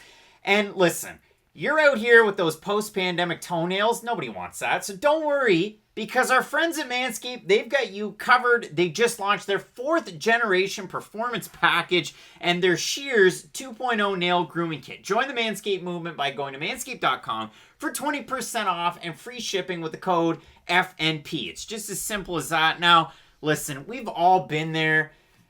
You're trimming your nuts, Matt. And I used to go with the department store brand trimmer. It was all shiny and metallic, and then I would use it in the shower a couple times. It would get rusty, and then you're tossing $30-40 right out the door. And it always sucks, and it always happens. And they're just not up to snuff with the Manscaped Performance Package. They're just not up to snuff with the Performance Package that we have in front of us here that comes with a special gift being the Shed Travel Bag. But inside, Matt, look at that, the 4.0. This is a great trimmer. Why is it a great trimmer? Because boom, you have that great LED spotlight. It's a 4000K LED spotlight, but I can tell you one thing for certain. I'm going to be traveling this week, so if there's any fights that fall under or there's anything added, I will be doing it remotely. The nice thing, though, about it is I'm going to be bringing the Lawnmower 4.0. And if you triple tap this, and you'll see it, 1, 2, 3, boom, boom, boom. The light lights up, and now it won't come on. See that? There's a travel lock on this. See, it's going to show you, it's going to pop up. You go 1, 2, 3. It's going to pop down. And then if I start it, there we go. We're all good to go. So, you don't want to have any ingrown hairs or snags on your boys before beach season. And that's why that Lawnmower 4.0 with the 7,000 RPM motor, the on-off travel lock, and it also gives you the opportunity to use that spotlight. If the power grid goes out in Texas again, you can use your Lawnmower 4.0 to illuminate the way with this LED spotlight. They wrote that. Little insensitive. They wrote it. I'm reading the copy. But either way, the trimmer is also waterproof, so you can trim in the shower, and don't worry about your cleanup on aisle D. They also wrote that. The other nice thing about it, they didn't rate this. You can pop the cover off. You can clean inside. You can oil the motor if you really need to. To put it back on, fairly simple. I popped it back on just like that. Again, I can't stress how good that travel lock is. And if you also go through the performance package, what did I have early on? It's like a tickle trunk from Mr. Dress Up. Don't take that the wrong way. Canadian CBC show, but the Weed Whacker. You can hear it work. You really can. And I've been a nose hair problem. And listen, I know that sounds strange, but I have one and I've been one. This has really helped alleviate some of those issues. And again, if you pick up the Performance Package 4.0, the Manscaped Boxers will be coming with it. And of course, I'm wearing them right now. We can see that. You can stretchy see it right fabric. in there. Stretchy fabric. They fit really well. They also come with a Shed travel bag. And listen, you need a nice toiletry bag when you're traveling. This week, I'm going to bring it with me. Also included in that performance package, you have the Crop Preserver Ball Deodorant. It's like a salve. You just put it on. Slap that stuff on. It also comes with the Crop Reviver Ball Toner. And Matt, you just spritz a little bit on in the morning. You let it dry out. Maybe you air dry. If you're in a hotel room like me, you'll pace back and forth 20 times. Let it dry. You're going to have a really nice day. And again, they talked about it, but the Shears as well. The Shears 2.0, it's a luxury 4-piece nail kit featuring tempered stainless steel tools. It also includes the slash tip tweezers, rounded point scissors, fingernail clippers, and a medium grit nail file. You're probably wearing flip-flops and people don't want to see those nasty unclipped toes of yours. So, get 20% off and free shipping with the code FNP at manscaped.com. That's 20% off and free shipping with code FNP at manscaped.com. Tame that summer swamp in your pants with Manscaped. Matt, It's been a pleasure having Manscaped on board. The products are great, so if you check them out, you're supporting Manscaped. You're also supporting the boys at Fight Night Picks, so make sure you check them out. Manscaped.com, promo code FNP, 20% off and free shipping. We get 2 big-time fights left to talk about. Lad taking on a very tough test in Maycee Chiasson, and in the main event, TJ Dillashaw making his return, taking on Cory Sandhagen. You're not going to want to miss that, so keep locked in with Fight Night Picks, as we always say. Let's get into it. A big-time fight between big-time gyms. This weekend we have Punahele Soriano representing Extreme Couture taking on All In Brendan Allen. He's all in this time with Sanford MMA. This is a guy that spent a lot of time at Rufus Sport. He's made the move, and I absolutely love it. Now, his former common opponent, but the fight fell out twice, Ian Heinisch is also at the gym training at Sanford. You love it, especially in some of the higher weight classes, and we can talk about that till the cows come home. But both of these guys, Matt, have entered into the DMs. Well, not really the DMs. They've entered into the comment sections on YouTube. They've ripped us apart. They have. And rightfully so, because I've had weird reads on Brendan Allen. And likewise, weird reads on Punahele Soriano in the UFC. For Soriano, he beat Jonathan Patti with LFA. He beat Jamie Pickett on Dana White's Contender Series. Then it's big wins over Oscar Piota and Dusko Todorovic in his last time out. For Brendan Allen, it seems like he's been in the UFC forever. He beats Kevin Holland in the 5-on-in. He beats Tom Breeze. He beats Kyle Dux. He loses to Sean Strickland. And then he beat Carl Robertson his last time out. Matt, what can you tell me about Brendan Allen? He looked phenomenal his last time out against Carl Robertson, but it was weird because that was almost like another reinvented version of Brendan Allen that we've seen. And this is kind of the question that I guess I'll just leave out there. Is Sanford Brendan Allen like this new animal? Because he was there for the Carl Robertson fight, and I know we didn't see a lot of his striking in that fight, but from what we did see, he looked really good. And that's the weird thing about Brendan Allen. And I can kind of say a little bit about this about Punahele Soriano, but let me get to that in a second. With Brendan Allen, it all comes down to his fight IQ. It really does. Because if you go to the Kevin Holland fight, I understand he beat Kevin Holland, but he beat him in the dumbest way possible. Like, he gets dropped by Kevin Holland on the feet, gets hurt by him, gets out grappled, and then is eventually able to out grapple Kevin Holland. Honestly, that win for Brendan Allen came down to the fact that Kevin Holland had a bad game plan. Let's look at Punahele Soriano really quick, and let's look at his last fight. I understand he knocked out Dusko Todorovic, and Dusko was a prospect that a lot of people were high on, myself included, and Punahele Soriano looked phenomenal in that fight. But did Punahele look good in that fight, or did Dusko just look really bad? This is the thing. It's true. Punahele looked good in that fight, but he landed one technique over and over and over again. It's not like he set that technique up. He just couldn't miss his left hook. And it wasn't the fact that, oh, I'm going to the body, then I'm setting up my left hook, kind of like Stipe did against Daniel Cormier in their second fight. It was, I'm just going to keep on throwing the left hook, and my opponent's hands are never going to come up. That's the weird thing about Punahele Soriano, and I'm going to let the cat out of the bag right now. I don't really know how to base him off his last performance, because if you go back to the Oscar Piota performance, well, Oscar Piota was known for one thing in the UFC and one thing only, getting finished brutally by a lot of guys. And if you go to the Dusko fight, did Punahele look really good in that fight, or did Dusko just not really fix the defensive lapse that was so apparent from the first minute of that fight? So in this fight, this is the ultimate grappler versus striker matchup on this card for me, at least, because I really don't think Brendan Allen can strike with Punahele Soriano for rounds. I think he can do it for minutes or maybe even seconds, but I really don't think he should find himself in a striking battle with a guy like Punahele Soriano, who's as heavy-handed as he is so early in his transition to Sanford MMA. The last thing I'm going to say, Eddie Bravo said something that's always going to stick with me. He said, when I have a striker who comes into my gym who wants to learn jiu-jitsu, I don't tell him to pull guard his first fight with me. I use that 6 months that we have together to get him better at jiu-jitsu. I hope he doesn't have to show it for a couple fights, though, because let's say he wins the next fight and doesn't show his jiu-jitsu, then I get another 6 months with that guy to get a little bit better, I'm sure Brendan Allen's striking has gotten a lot better since he moved down to Sanford MMA, but I don't think this is the fight that he should all of a sudden start going out and working behind the jab, peppering in body kicks. Yeah, because it didn't work for him against Sean Strickland, and that's the really tricky thing. A lot of people are very down because of that performance, and then flip forward, you take on the glory kickboxer and Carl Robertson, and he looked really good in that one. I look at the odds for this one. Allen opened a plus 185 underdog. He's minus 107 right now. For Punahele Soriano, open minus 220. He's now minus 115, and it's not like that just jumped and then it's pretty much flat. It's been kind of consistently going towards Brendan Allen. If we look over in Topology for the votes, hey, it's a surprise to us as it is to you. 642 total votes, 61% Soriano, 86% by knockout. For the 39% that have Allen, 51% by submission. And you talked about it. Grappler versus striker.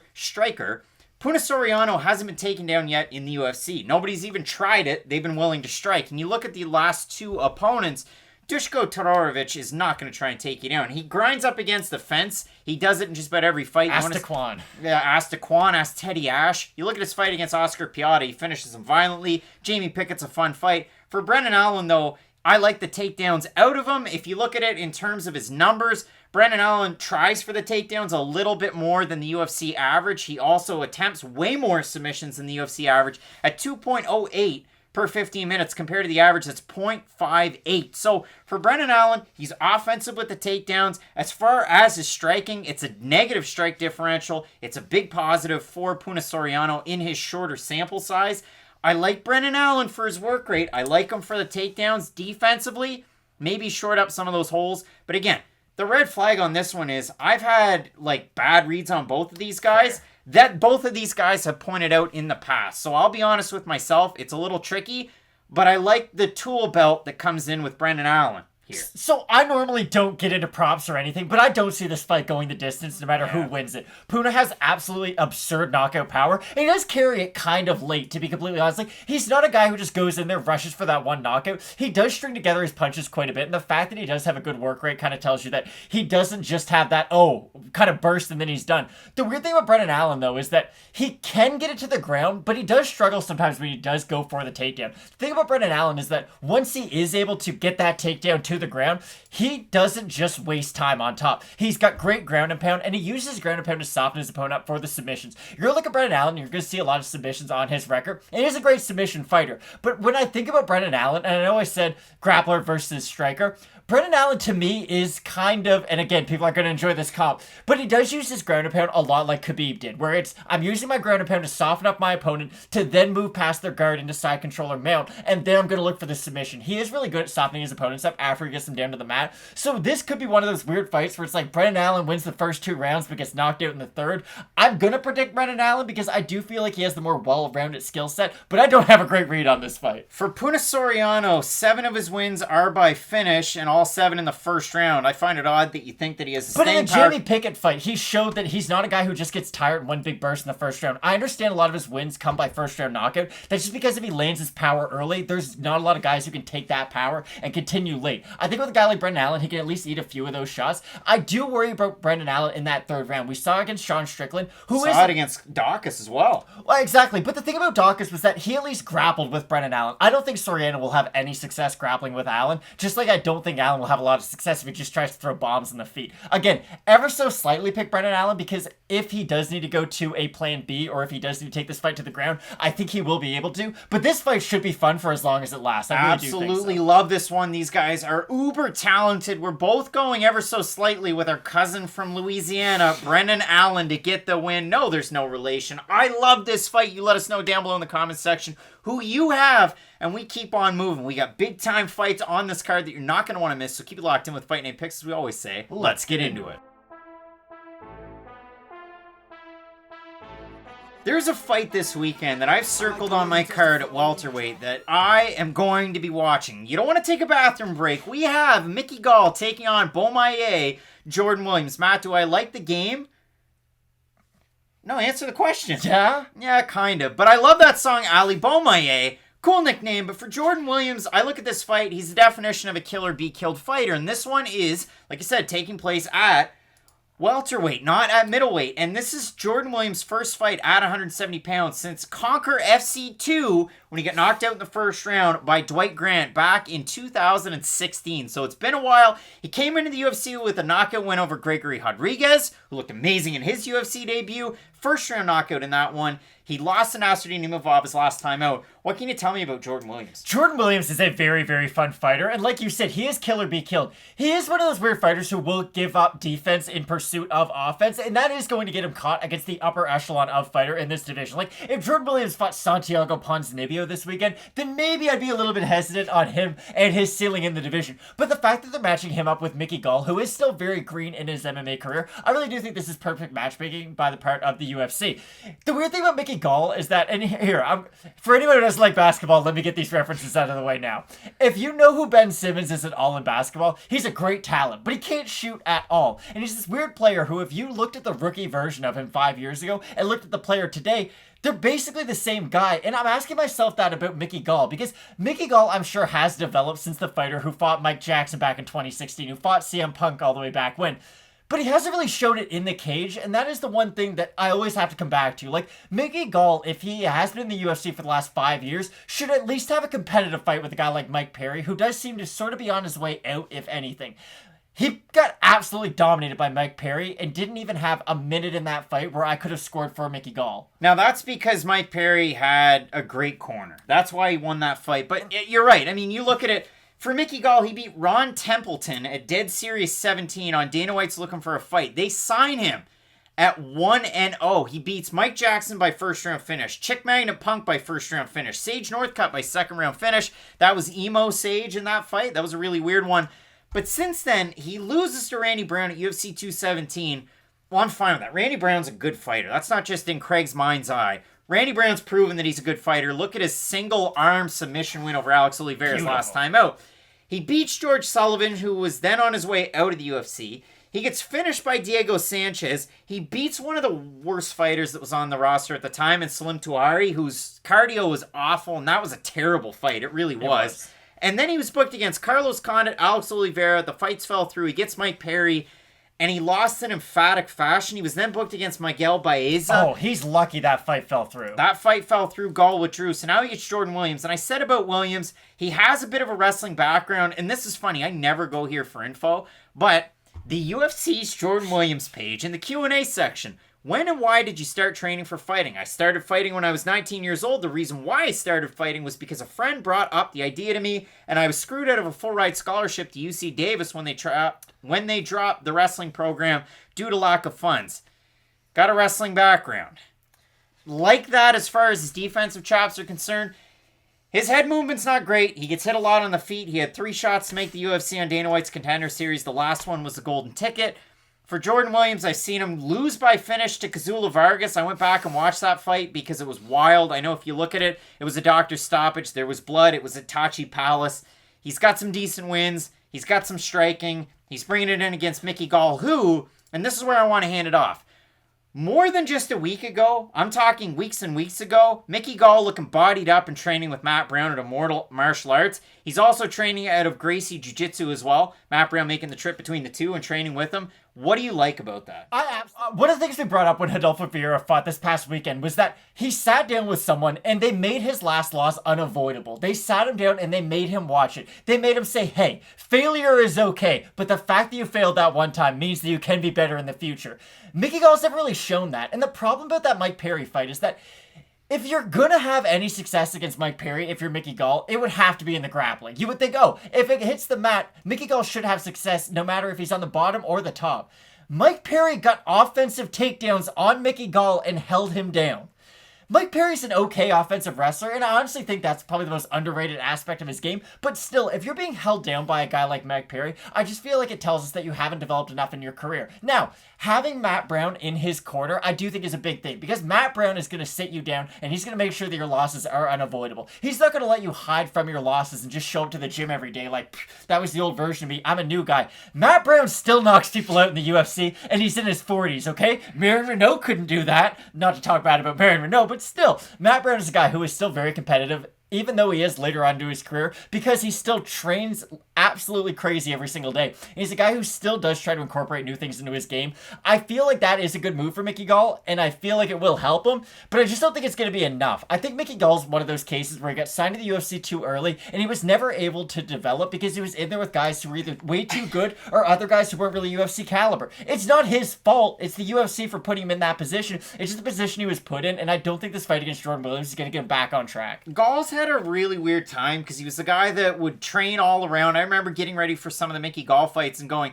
okay, well, now he's in California. He's training with Joe Schilling, of all people. Ranch? Joe Schilling was just cornering Daniel Rodriguez last weekend when he knocked out Preston Parsons. That was disgusting.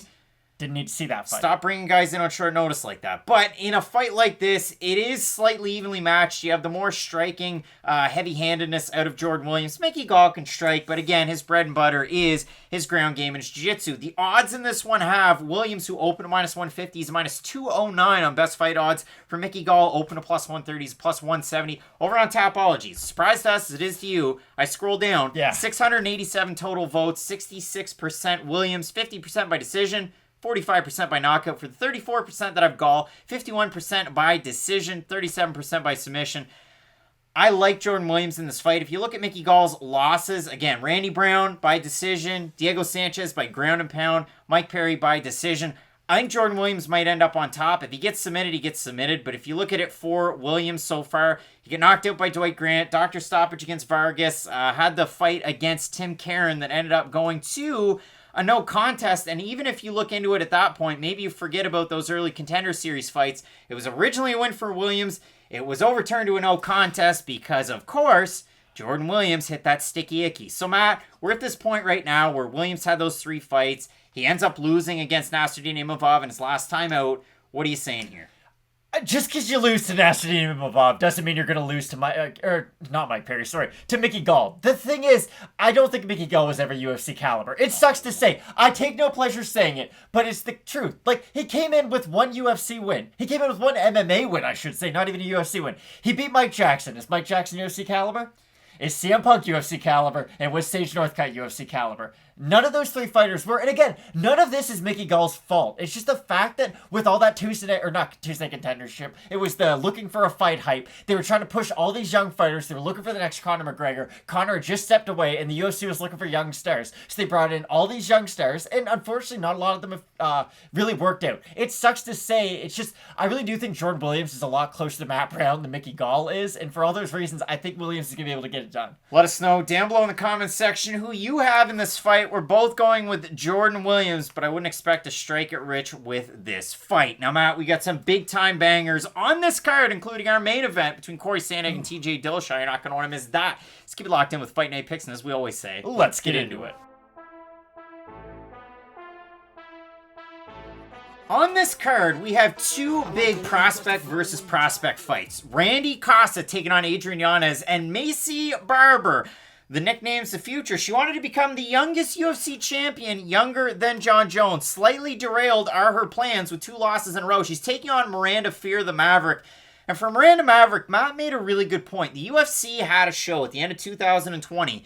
And who was John Anik? Well, cat's out of the bag, but who was Sean Anik's big prospect that he talked about on that show? He said Miranda Maverick quite possibly could be the 2nd best women's flyweight in the world right now, only behind Valentina Shevchenko herself. After 1 UFC performance, how crazy is that? It's wild. And here's the thing. Miranda Maverick's UFC debut was against Liana Jojua, who is a good fighter, don't get me wrong, but it was wild that John Anik put that kind of a ceiling next to Maverick after the 1 fight. Now, exactly, let's break down that fight really quick. Miranda Maverick's one of these weird fighters where she's a genuine knockout threat at this weight class, and honestly, we should say that for both of these women, and that's why this fight is so exciting. It's not often we have a women's flyweight fight where both fighters could honestly win by knockout in the 1st, 2nd, or 3rd round, just win by finish in the 1st, 2nd, or 3rd round, and that's why this fight should be so good. It's weird, too, because if you look at it from Miranda Maverick, the path to the UFC, there were some losses. She lost to Brogan Walker Sanchez, a fighter that a lot of people have on their records, who was undefeated at the time, and Deanna Bennett, a tough, gritty veteran back in 2019. What does Maverick do at 4-2? Again, she's a very hype prospect at this point. She beats Heather Walker-Leahy. Oh, that Leahy. And then she is involved in Matt's favorite tournament, the Phoenix Series #2, the 1-round fights. She beats Victoria Leonardo, who's now in the UFC. She beats Shayna Young, who's now in the UFC. She gets her revenge over Deanna Bennett. That's great. She finishes her. She beats Pearl Gonzalez. Boom, you're into the UFC. Off to the races. Beats Liana Jojua. Beats Jillian Robertson. And that's where this fight gets funky. Look at Miranda Maverick's Instagram, and other than the poses where she looks great physically, you know exactly what kind of shape she's going to show up to in her fights, she trains out of the House of Muay Thai. Now, the best thing that I love to see is when fighters decide, I'm going to make a little bit of a change. I'm going to work with somebody a little bit different for this fight. You go over to it, she's at the PI, she's training with Aspen Ladd, Andrea Lee, big names, but Matt, Some of the names that I've also seen in some of these pictures, and I'm going to throw it up there on the screen, is a picture from a week ago. So glad I could have the Savage come train with me this week in preparation for my upcoming fight. They fought. They had a competitive fight. It was back and forth. There were opportunities for both, but Miranda Maverick with Dean Thomas and Jillian Robertson, I love to see that when you can all of a sudden, hey, I had success in the grappling. Jillian had a little bit of success too. I know how good of a striker I am. I think that's the perfect person to bring into a fight like this because you know Maycee Barber is going to bring those takedowns. You know Maycee Barber is going to bring the fire on the feet. I think Robertson's a great person to train with, and a lot of people might be down on Robertson right now. I think that's a great move. I do it too, but here's the flip side of that. Maycee Barber is actually going to bring in a lot of the same strengths that Jillian Robertson has in the cage. Now, I know a lot of people think of Robertson more for her jiu-jitsu, but Robertson really does just shoot a lot of offensive takedowns, and if she gets them, great. If not, then we kind of see the limitations of her striking. Now, Maycee Barber does not have that issue. She's a fighter who, and I'm going to use this term, I always think about this, it's at the start of American Sniper when Bradley Cooper is about to hit the target.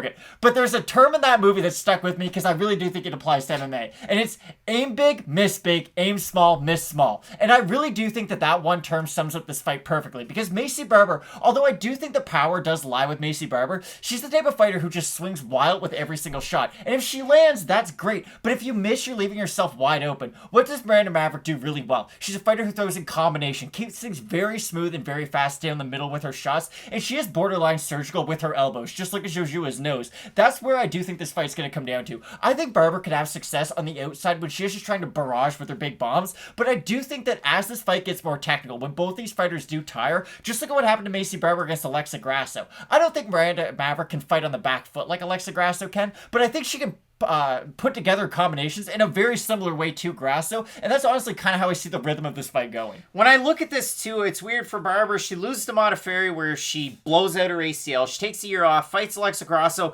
A lot of people thought that was a weird fight to put Barber in. I'm pretty sure we both had Barber. The odds were about split at that point. And you look at this one, listen, it's a long time off. It's about 5 months between fights. Maycee Barber's moved from VFS down to Team Alpha Male.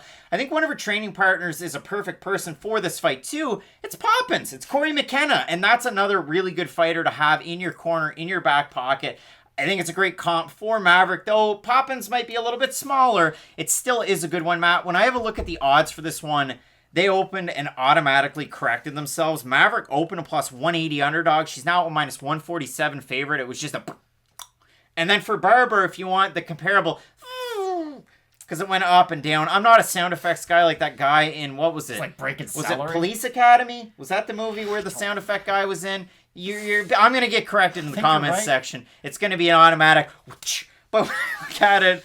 For Barber, she opened a minus 210. She's now plus 121. If we have a look over on Tapology, it's not a surprise. I will push back. So 742 total votes, 76% Maverick, 77% by decision for the 24% that have Barber, 66 by decision, 24% by knockout.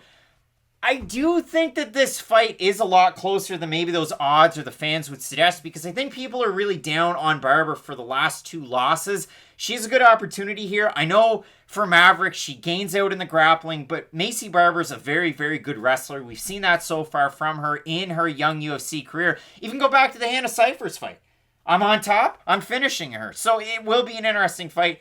What's your final take here? I like Miranda Maverick in this fight, and honestly, I favor cardio in this fight. The problem with Maycee Barber is that as she gets tired, she gets desperate when she rushes forward. Look at the Alexa Grasso fight. It's really the perfect microcosm of her entire career, because it's her walking forward, big bombs. She does win the last round, though. That's fine, but she does eat a lot of shots when she moves forward. My issue with Maycee Barber isn't with her striking, it's with the defense when she lets her own hands go. She's a fighter who does throw those big windmill-type hooks, and yes, when they land at this weight class, we've seen it happen before. Look at her fight with Jillian Robertson. Like, Jillian Robertson tries to strike with Maycee Barber. Barber hits her once, she's completely dazed, and then she just bombs on her up against the cage. If she is able to hit Maverick with a big shot early, I do think she could daze her and then have a little bit of success afterwards, but I really do favor the more crisp striking of Maverick in this matchup. Barber's only going to get better. She just turned 23 for Maverick. She just turned, 24 3 weeks ago. So happy birthday to both of them.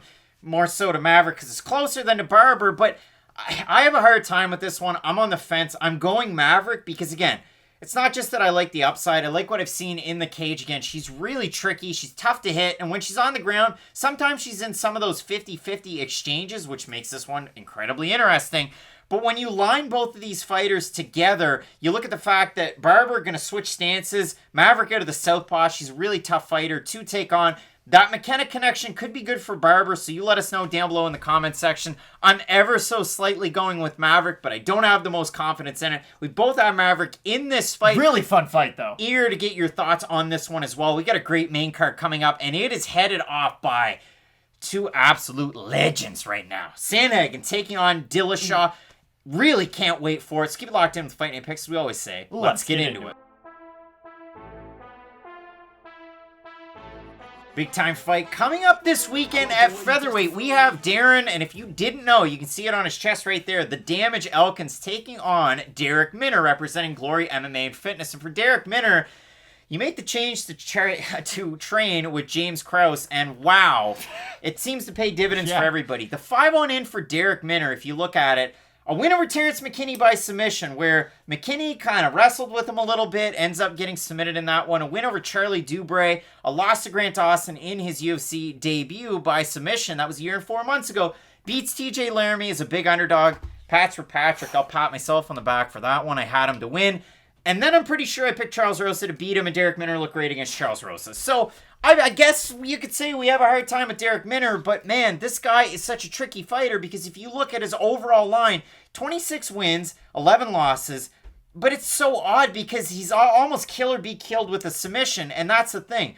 Of his wins, 22 by submission. Of his losses, 8 by submission. Yeah, you love it, you hate it. Derek Minner's the type of fighter, to me, where when he's fresh, he is a very dangerous submission threat himself. But if you can get him tired near the end of a fight, he will become a little bit more susceptible, I should say, to the submission himself. But here's the thing. Even Charles Oliveira has submission losses on his record. Like, it's kind of weird, because with Derek Minner, you look at that Grant Dawson fight, and listen, we understand, like, Grant Dawson's that guy when it comes to the grappling. Knocked out my guy at 155. He definitely did. Didn't look great up until he did look good. But with Grant Dawson, you know how good his top position is? And he just kind of took the fight out from Derek Minner. It was just one of those classic Grant Dawson fights where he's going to move forward, going to get that takedown. And really, once he gets the takedown, he does have one of those ground games similar to Brendan Allen, to where once he gets his opponent down, he makes them pay for it the second he gets them down. And the problem for Derek Minner, he was just never able to get into a rhythm in that fight. If you look at the flip side, look at the Charles Rosa fight, where he actually kind of flowed with his grappling a little bit, you can see just how dominant he is once the fight gets to the mat. But the question with every Derek Minner fight starts with,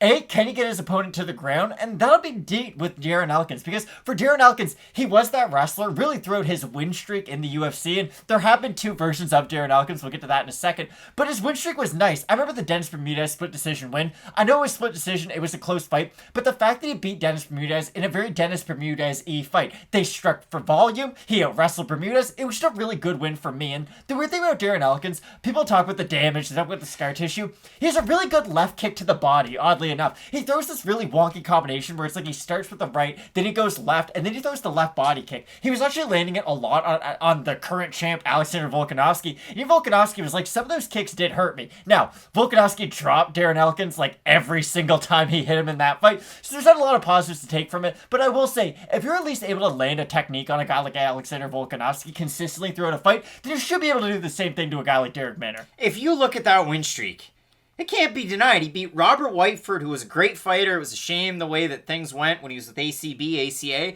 Beat Chaz Skelly, beat Godofredo Pepe. If you just hear me say that name and you've never seen Godofredo fight, man, that guy put on some absolute bangers. He took on Mirsad Bektic and finished him. One of the greatest comebacks in UFC history. Beats Dennis Bermudez, beats Michael Johnson, loses to Volkanovski, loses to Lamas, loses to Hall, loses to Landwehr. When he lost to Landwehr, that's when I thought, ooh, yikes. So he takes some time off. He fights Eduardo Garagori. Matt, Eduardo Garagori's had a weird time in the UFC. They brought him in as almost like it seemed like a necessity. He didn't really put on great performances.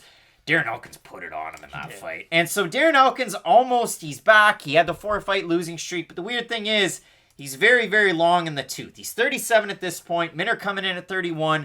Obviously, I talked about the submission losses. Maybe you don't like to see it. A fun thing that I like to do, go to fightmetric.rds.ca. you can bring up the numbers of what these guys have done so far in the cage. And for Darren Elkins, the sample size is bigger. For Darrick Minner, obviously smaller. 65% of the time, it's submissions, either for or against for Minner. 22% are takedowns. 11% of the time, he's striking. 39% of the time for Elkins is submissions. 37% of the time, takedowns. 23% is striking, either for or against. But the majority of the time that these guys are in a cage, somebody's going for a takedown, somebody's going for a submission. I would just say more grappling than submissions. It's not like in 65% of Darrick Minner's fights, he's only either in a rear naked choke or giving a rear naked choke. Like, these stats are a little skewed, but these are two classic grapplers. The problem is that I just think we're past Darren Elkins' prime. Like, his little run there when he fought Bermudez, when he did beat Michael Johnson, there was talks of him fighting Max Holloway at one point and stepping in for Frankie Edgar. Like, well, he got Alexander Volkanovski. Like, Darren Elkins was that close to a title shot at one point. It's just, that was a really long time ago. And when your nickname's The Damage, it means that you've accepted a lot of it throughout your career. And yes, he looked good in that Garagori fight, but I think that fight's kind of like when Matt Brown knocked out Diego Lima. Do I expect a lot of first round knockouts from Matt Brown moving forward? Not really. I just think he was able to turn back the clock for one performance. I think Darren Elkins was able to take the fight out of Garagori and really weaponize his pace in that fight, but I really don't think he's going to have that same success as a guy like Darrick Minner. If he's all the way on the inside, I don't think he's going to be able to out-grapple a guy like Minner. And on the feet,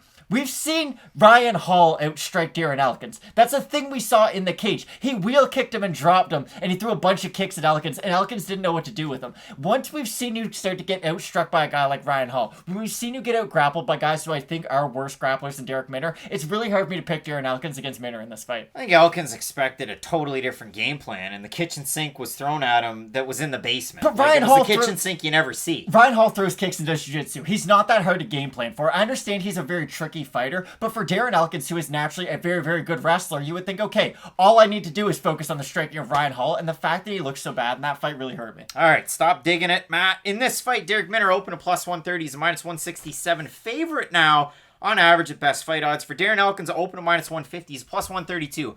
We haven't seen the Tapology votes, and I'm eager to see them because I feel like they're going to go one way.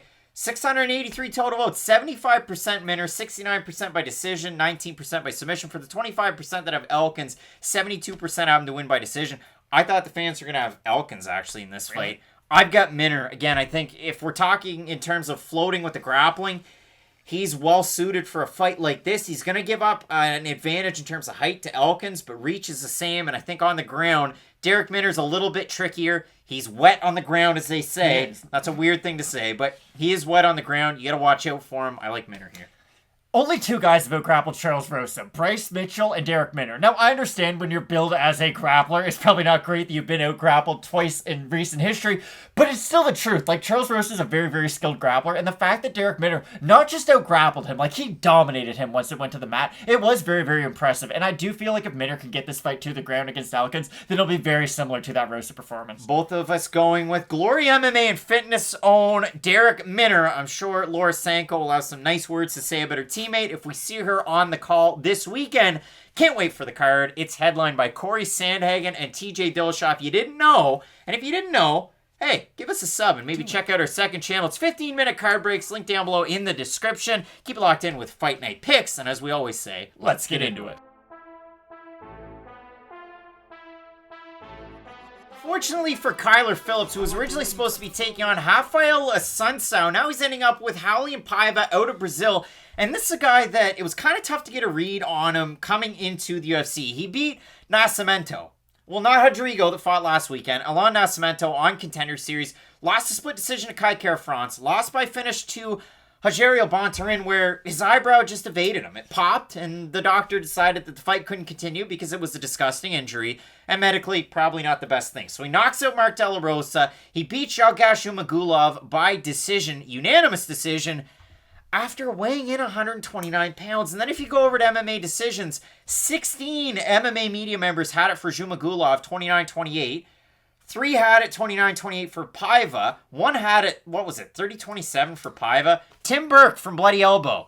Tim and I saw a different fight. I scored that one for Zhumagulov. You can find me on Twitter at Craig Allen FNP. I'll stand on that hill till I die. It doesn't matter. Paiva gets the win. But missed weight, and he missed it by 3 pounds of that upper echelon limit. He was supposed to fight David Dvorak. He was hospitalized due to a botched weight cut. He said it himself to Guilherme Cruz and Damon Martin with MMA Fighting, and I'm going to read the quote for you. It was, I was cutting weight yesterday and I was fine. I was really fine. I remember leaving the sauna to do some towels, and then I had a strong headache and pain in the chest, and then I don't remember anything anymore. I only remember waking up in the hospital. He had low blood pressure, was dehydrated, and that's why he was passing out, wouldn't wake back up. That's bad. That's not bad, good. Right? That's not good? That's really bad. Like, that's not normal? No, we bring up how, like, torn ACLs are bad for fighters. Borderline, like, passing out a bunch of times and going to the hospital and being on death's doorstep is definitely bad for a fighter. So now he moves up. He's up to 135. He's going to be on the level in terms of height. Little bit of a reach disadvantage for him against Kyler Phillips. His nickname's The Matrix.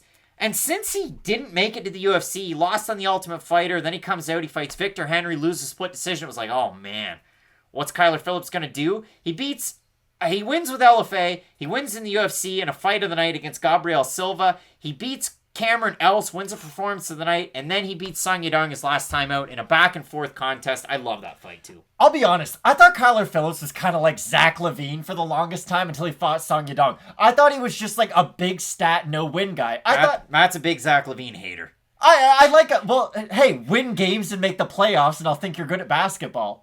Anyways, but for Kyler Phillips, he was looking really good against sub-level powers of competition, and you kind of knew, okay, once this guy does fight those top 15 guys, he will be something special, but you didn't know. That was the problem. There were so many questions surrounding really the whole game of Kyler Phillips. He's this weird striker, but his background's wrestling. Like, what are we going to get? And his fight against Song Yadong, listen, I don't care how you scored it, it was a very close fight. It was either 2-1 for Kyler Phillips or 2-1 for Song Yadong. The point is that it was a very close and competitive fight, and it was a very entertaining fight where Kyler Phillips showed that he's more than just an entertaining striker against sub-level powers of competition. The fact that he not only was able to go in there and box with a guy like Song Yadong, but he was able to out-kickbox him and also mix in his own wrestling. The thing about Kyler Phillips is that just when you think he's going to be striking with you, just when you think, oh, this guy's going to shoot for takedowns, he's just good at mixing it up. Like, he's a weird fighter in the best way possible. He's not a guy who really gives his own reads a lot, and Dominic Cruz is always great for this. Like, his movement is so erratic that, like, almost he doesn't even know what he's going to do next, and that's why it's hard for his opponent to game plan.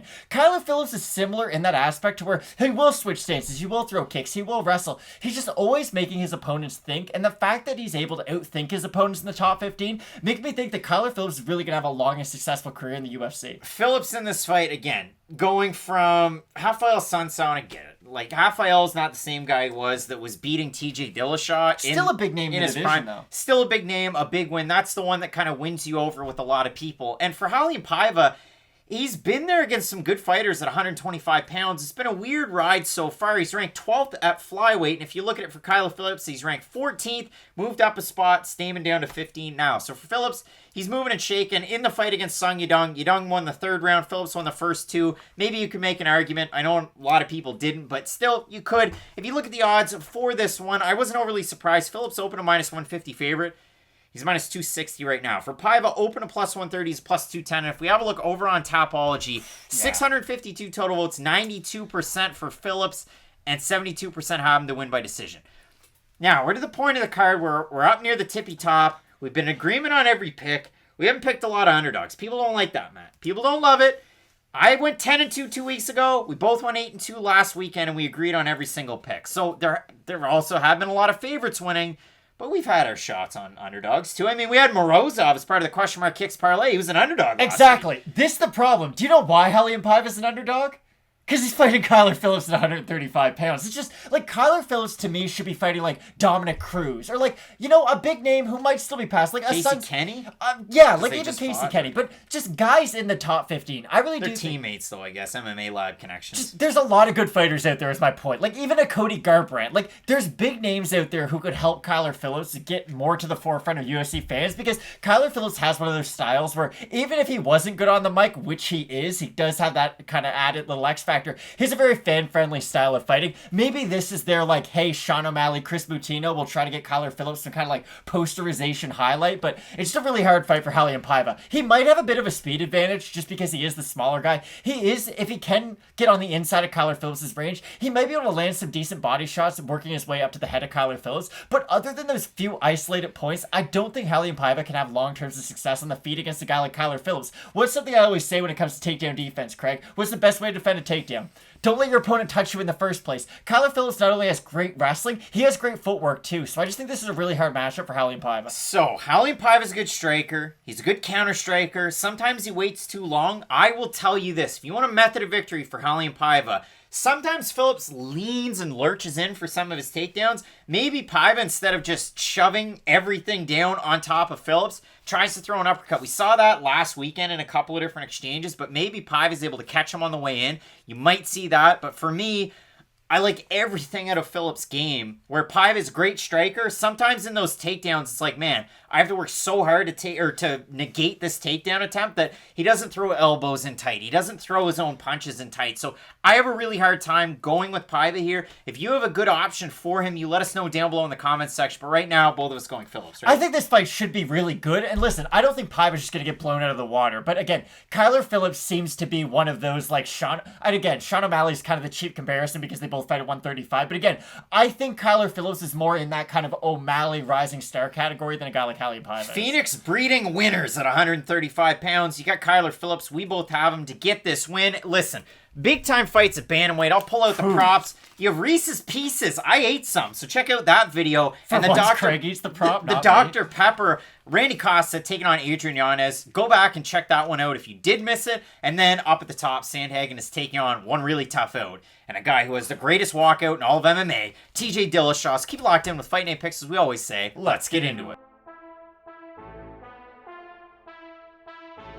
Co-main event coming up this weekend at women's bantamweight, and even in the main event, you have a men's bantamweight fight between Sandhagen and Dillashaw, if you didn't know already, but I had a lot of fun making the thumbnail for this one because we have two ranked contenders battling it out, and this division's weird because last weekend, Marion Renault, she retires. I didn't know she was going to retire, and then all of a sudden... Okay, Craig, you didn't think a 44-year-old losing 7 straight fights is going to retire? You had to think a little bit. 5 in a row, but you have the return of Miesha Tate.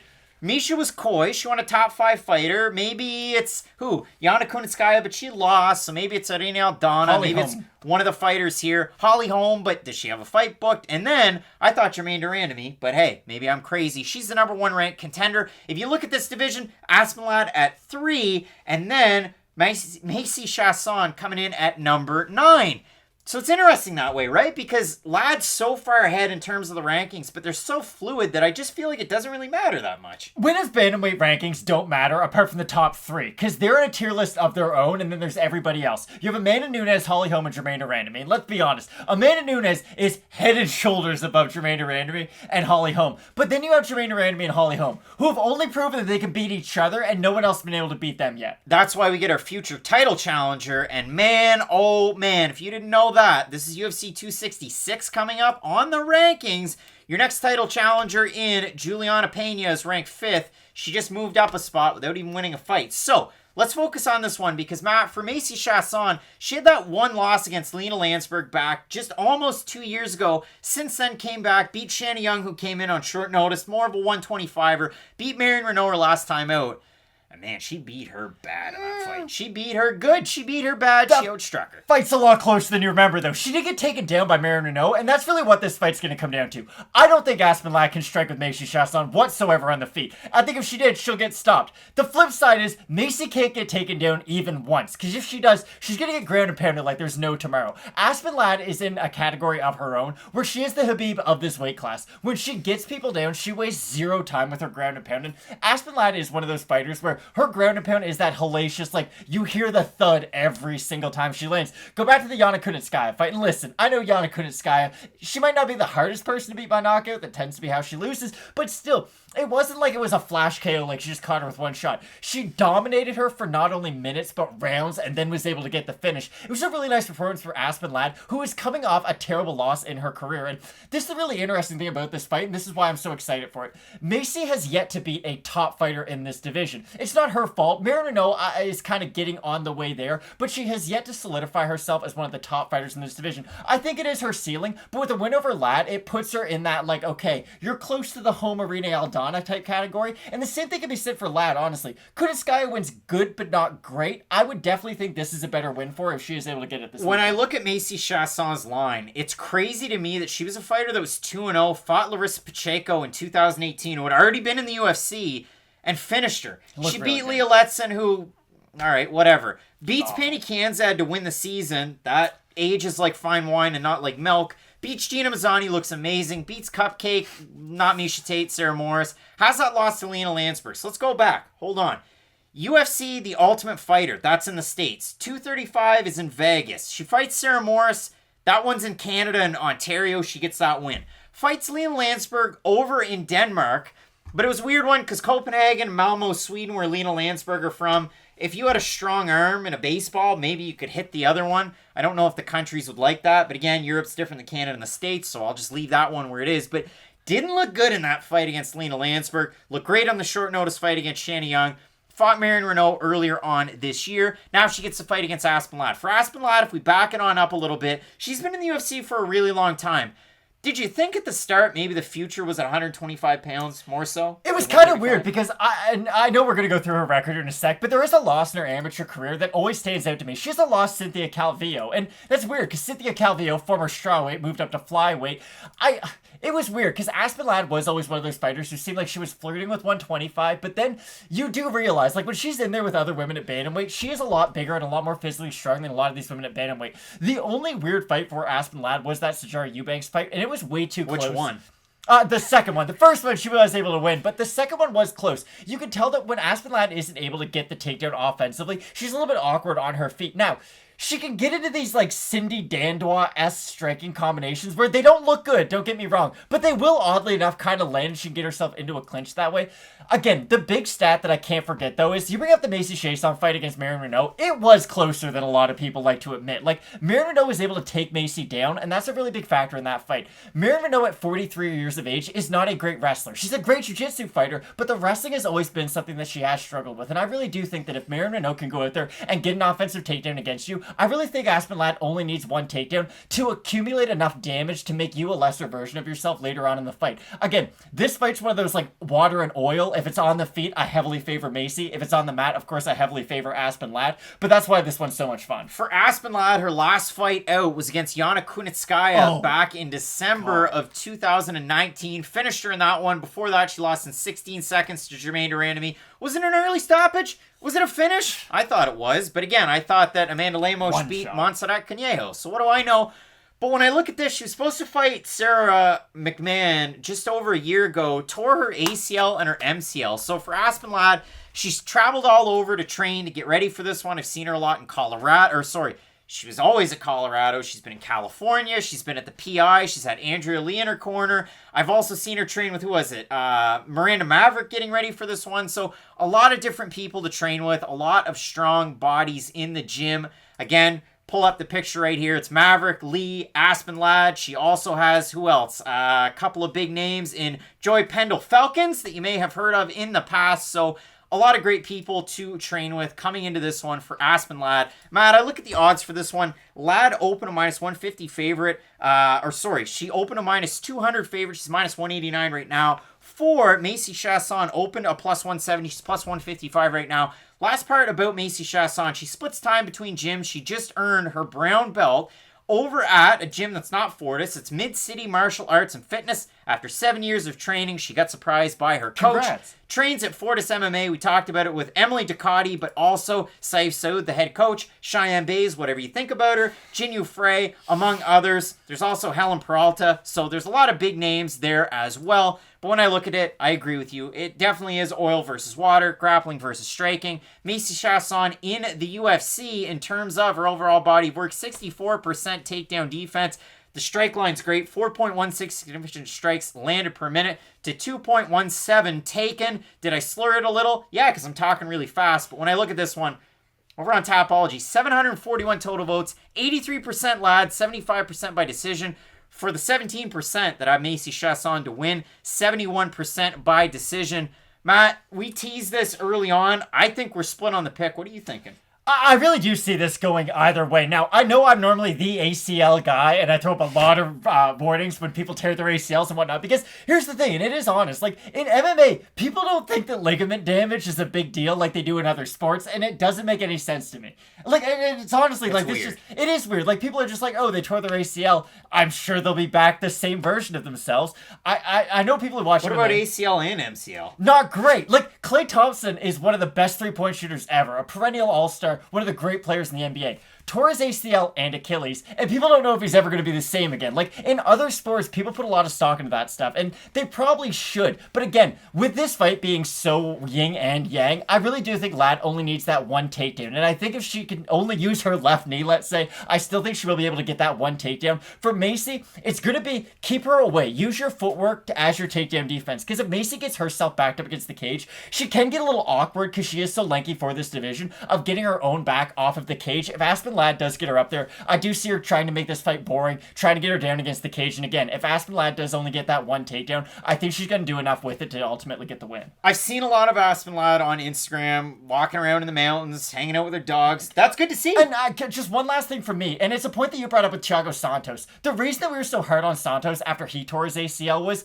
do you know how much footage we saw of him moving? There was one video where he was doing capoeira in the grass, and then they like inverted it and put it out there again. So the good thing is, at least from what I've seen out of Aspen Ladd, she is still active, and there still is new training footage out there. That is always one thing that's always stayed in the back of my mind, so I thought I'd give you flowers for that. But it is actually nice to see Aspen Ladd moving around post-surgery, and we're not just getting like old highlights and that's it. And it's been quite a while, but I like Maycee Chiasson for the counter-striking, for the movement on the feet. As long as she's nimble and quick, she should be able to get the win in this one. Again, much more polished striker, much bigger fighter too in terms of height, reach, and just overall size. Maycee Chiasson brings it with the best of them. I like her in this one. Not normally would I take somebody that's that low to beat somebody that high, but I do like Fortis MMA's Maycee Chiasson in this fight. You've got Ladd. I think this could be a surprisingly good co-main event, to be completely honest. I'm going with the underdog, Maycee Chiasson in this one. Matt's got Aspen Ladd. The first pick that we're split on, it took us to the co-main event, Matt. We have a big-time main event. And if you're excited about it, I'm excited about it. Matt is too. This is must-see TV. Cory Sandhagen taking on the man himself, that little snake in the grass, TJ Dillashaw. You're not going to want to miss. Keep it locked in with Fight Night Picks. We always say, let's get into it. From the guys who brought you Fight Night Picks, and for a short time, hitting above the Mendoza line, comes the Allen Brothers' next project.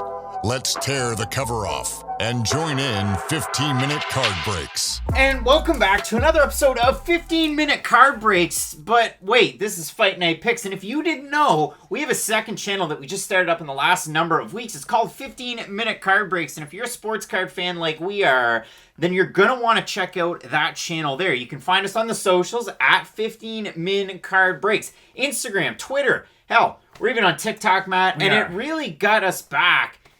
Well, it was the Panini Prism box open that we did here with Fight Night Picks. We figured, hey, let's branch off. We had a lot of cards already. And in the past few weeks, we opened some more Panini Prism. We opened the 2021 Donruss. And listen, that was a lot of fun. That was a Team All Asia Hobby Box exclusive. We ended up with a great card there. Some Pete Rose, Charlie Hustle. You knew what you were going to get there, but it was exciting nonetheless. Matt, we also had a really big break with the Hit Parade full-size batting helmet. Ooh. This one was 15 out of 100. We ended up with a really big... Well, Matt, let me show the people.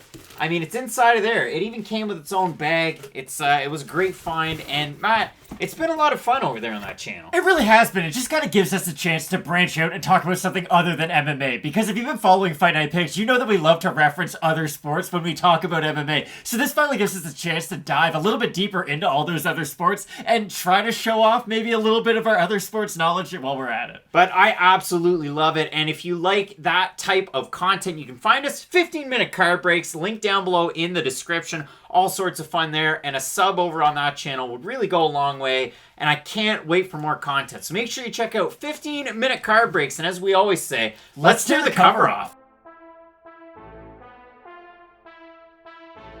Absolutely insane main event coming up this weekend at the tippity top of the bantamweight rankings. Well, one guy's ranked up there. We have Cory Sandhagen ranked second, taking on the former two-time bantamweight champ TJ Dillashaw, that little snake in the grass. And for the little snake in the grass, or Fat Tyler, or whatever you want to call him, he used to call himself that. I'm not just making fun of him. It was announced in 2019, Matt, that he tested positive for some pretty serious stuff. Yeah, not just serious stuff. He tested positive for EPO, and a lot of people know what EPO is. It was made very famous by, of course, Lance Armstrong in the Tour de France. EPO raises your red blood cell count, so it basically helps your cardio because it allows more oxygen to get introduced into your bloodstream. Now, you might think, oh, for MMA, more like traditional anabolics might be helpful. But getting a huge advantage in cardio is a massive advantage, and EPO is one of those like really serious drugs. And that was the other thing about TJ Dillashaw. I'm just going to go off for a minute if that's okay, because I really feel like the UFC isn't promoting this fight correctly at all. A lot of the headlines and a lot of the videos around this weekend's main event don't even mention Cory Sandhagen. It's just Dillashaw. This is the return. Oh, I'm going to come back. We're kind of refusing to talk about why he left in the first place, but it is really important. He failed a drug test for EPO against Henry Cejudo. And this is the thing. He not only failed the drug test, he lied about it afterwards. And that's the other thing that is important. You not only cheated, you lied about it on the Joe Rogan podcast in front of millions of people. And listen, I'm not a fan of that podcast myself, but the fact that someone who claims, oh, I'm a lifelong martial artist, this is about discipline. You see him and Dwayne Ludwig are basically brothers, not just trainer and son. And yeah, I might sound emotional, but the fact that you lost a fight, you blamed it all on Kevin McDonald, who did his job. And then you cry, oh, he took away the opportunity. I did everything right and he cheated. No, you're the one who cheated. Just accept it. This is the thing. Rodolfo Vieira had to be put down, sat down and say, hey, you lost. It doesn't matter who you were yesterday. You can be better tomorrow. TJ Dillashaw hasn't admitted the fact that he was even wrong yesterday. No, he has, and it's been in painstaking detail on the UFC's behalf that now there's a whole video you can find out there on Fight Pass. They're making you feel bad that he's gone away. And you should. Listen, let's peel back the curtain a little bit. Let's break the fourth wall. Craig Allen, fight fan. Craig Allen, pre-2018 when Fight Night Picks started. It's right there, established 2018. Still champion TJ Dillashaw. It was a podcast when I was talking to the computer. My favorite fighter, one of them was TJ Dillashaw. Did I know that he was taking EPO? No, but I'm going to read you right off of the USADA's website, ufc.usada.org. TJ Dillashaw accepts sanction for violation of UFC anti-doping policy. Dillashaw, 33, tested positive for recombinant human erythropoietin RHU EPO as a result of an in-competition urine sample he provided on January 18, 2019. Then the comment was all around, well, if it's just this fight, how far back does it go? Are they going to test how far back? It was just kind of like, all right, see you later. Nothing ever happened. He loses that fight. More importantly, that was his move down to flyweight. He was already the bantamweight champ at that point. He had beaten poor old Cody Garbrandt twice. They were wild fights. Both guys got rocked. Dillashaw came out on the winning end of both of them.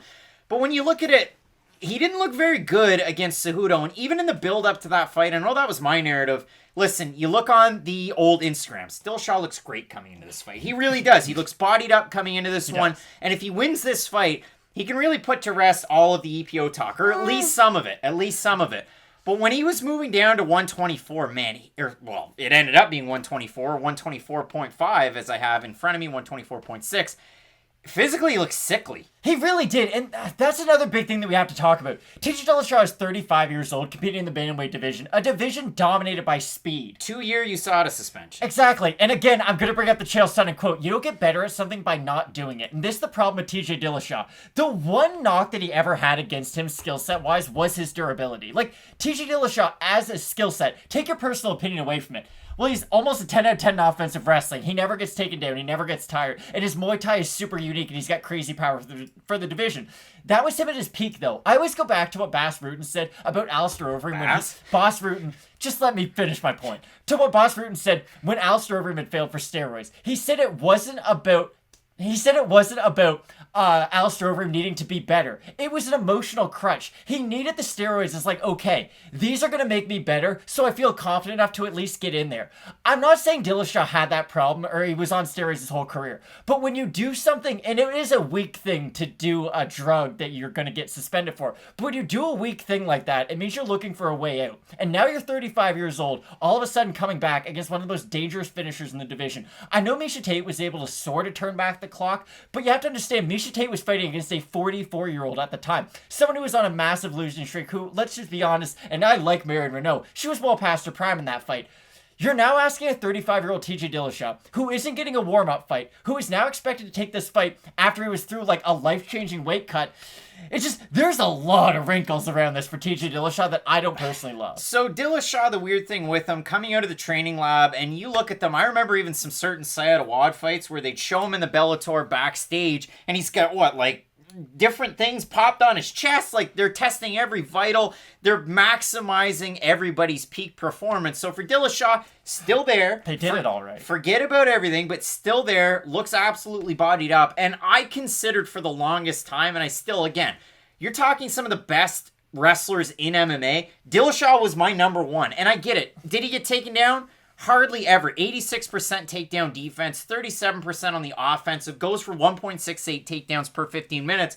But usually you only need one, maybe two, and then you're ending up on top. You're ending up getting a win and riding it out and floating throughout your fights. Dillashaw with his striking, too. Huge positive differential. 5.37 landed per minute to 3.03 received at a 65% defensive. That's even better than Sandhagen, who's at a 59% defensive clip. Rides a little bit higher in terms of his accuracy, but the number in terms of damage definitely favors Dillashaw. So coming back, you're taking on the second-ranked guy in Cory Sandhagen. And listen, for Cory Sandhagen, this is a guy that has gone through some adversity in the UFC, and I know it's been way more wins than losses. The one loss to Aljamain Sterling, where they're dry early on. Sterling syncs up that great rear naked choke. Throw out your thoughts of Sterling's win over Petr Yan out the window. The guy's an amazing fighter. But look at how he's come back. And I even look, he beats Austin Arnett. All right, it's a fun fight. He beats Sijara Alcantara and finishes him on the ground. That's impressive. Faced adversity, too, which is important. He gets rocked by Mario Bautista in their fight, and he finishes him. Beats Lineker by split and ate just about every shot he could. Beats Asuncao. And then those last two wins, he finishes Marlon Moraes in a disgusting manner. But you want to talk disgusting. Poor Frankie Edgar. Disgusting, but also beautiful? That's the crazy thing. Cory Sandhagen is a surgeon when he's in there. Everything he does is extremely precise. And you can say the same thing about TJ Dillashaw. There is one component of TJ Dillashaw's game, though, that I think is going to get him caught in this fight. One thing Dillashaw does really well is he ducks a lot. He really does. He shifts his weight left to right a lot. And he likes to have that one left hand really high, kind of judging the distance, and then he uses the duck. What's Cory Sandhagen known for? Him and Dan Hooker probably have the best two in the UFC. It's his knees right up the middle. I actually think the striking style of TJ Dillashaw might leave him susceptible to that knee of Cory Sandhagen. And again, even if you think TJ Dillashaw might be the slightly more well-rounded fighter in this, he doesn't have durability on his side. I've seen Cory Sandhagen eat bombs from the likes of John Lineker. And yeah, he might wobble backwards, but still, he is as durable as fighters come. TJ Dillashaw's been wobbled by John Dodson, knocked him out. Garbrandt dropped him. He got knocked out by Henry Cejudo, who's not really a power puncher. I understand it was a bad weight cut, and there was a lot of weird circumstances around that fight.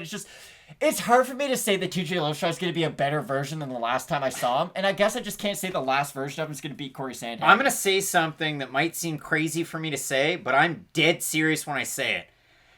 I want to hear what Brendan Schaub has to say about this fight, and you know why? It's because he's been the highest on Cory Sandhagen for the longest time. They're both from Aurora. If you go over to Dillashaw's Instagram page, his last post is with Brendan Schaub on Food Truck Diaries, so I would like to hear Brendan's take on that. Again, kind of wild to say it. Probably a bad one. Kind of wild to say it, but I am actually eager to hear what he has to say, because he does have quite a bit of knowledge specifically on these two fighters. But when I look at this one, for Dillashaw, he trains with some great fighters. I mentioned Awad, who's kind of moved away from the training lab, but Juan Archuleta, the bantamweight champ, over with Bellator. Man, this guy has just continued to get better, and he's a great guy to train with to get ready for Sandhagen. Likewise, for Sandhagen, I've seen pictures where he's been training with Rufus Sport guys. Now, some at Rufus Sport, Sergio Pettis, a great guy to get ready for a fight like this, wasn't able to get it done against Archuleta, but still fast, speedy guy that can move in and out and strike quite well. Another one of those pictures over there, I think it's Ryan Hall. So Hall, definitely a good guy to train with. Gaethje, Rafa Garcia, but the perfect one is, yes, Raufeon Stotts. And Matt, for Raufeon Stotts, I really think the UFC missed the boat on signing him. They effed up big time. You want to see a great fight of his where he just dominates in the wrestling? It's when he fought Keith Lee. Dominated every aspect of that fight. He's put on a good performance since then. Raufeon Stotts, I think, is championship material. perfect guy for Cory Sandhagen to have to get ready for this fight. So for Sandhagen, it's guy after guy after guy. For Dillashaw, his main guy, he's always in the corner of Archuleta. There are other good fighters at the gym. Obviously, he has Bang Ludwig to coach him, and they've been together for the longest time. They've worked together. I like everything I've seen out of Dillashaw. I like what I've seen out of Sandhagen in training for both these guys. Matt, in terms of the odds, Sandhagen a pretty decent favorite. Open minus 164, now minus 179. For Dillashaw, open to plus 136. He's a plus 149. Over on Tapology, 679 total votes.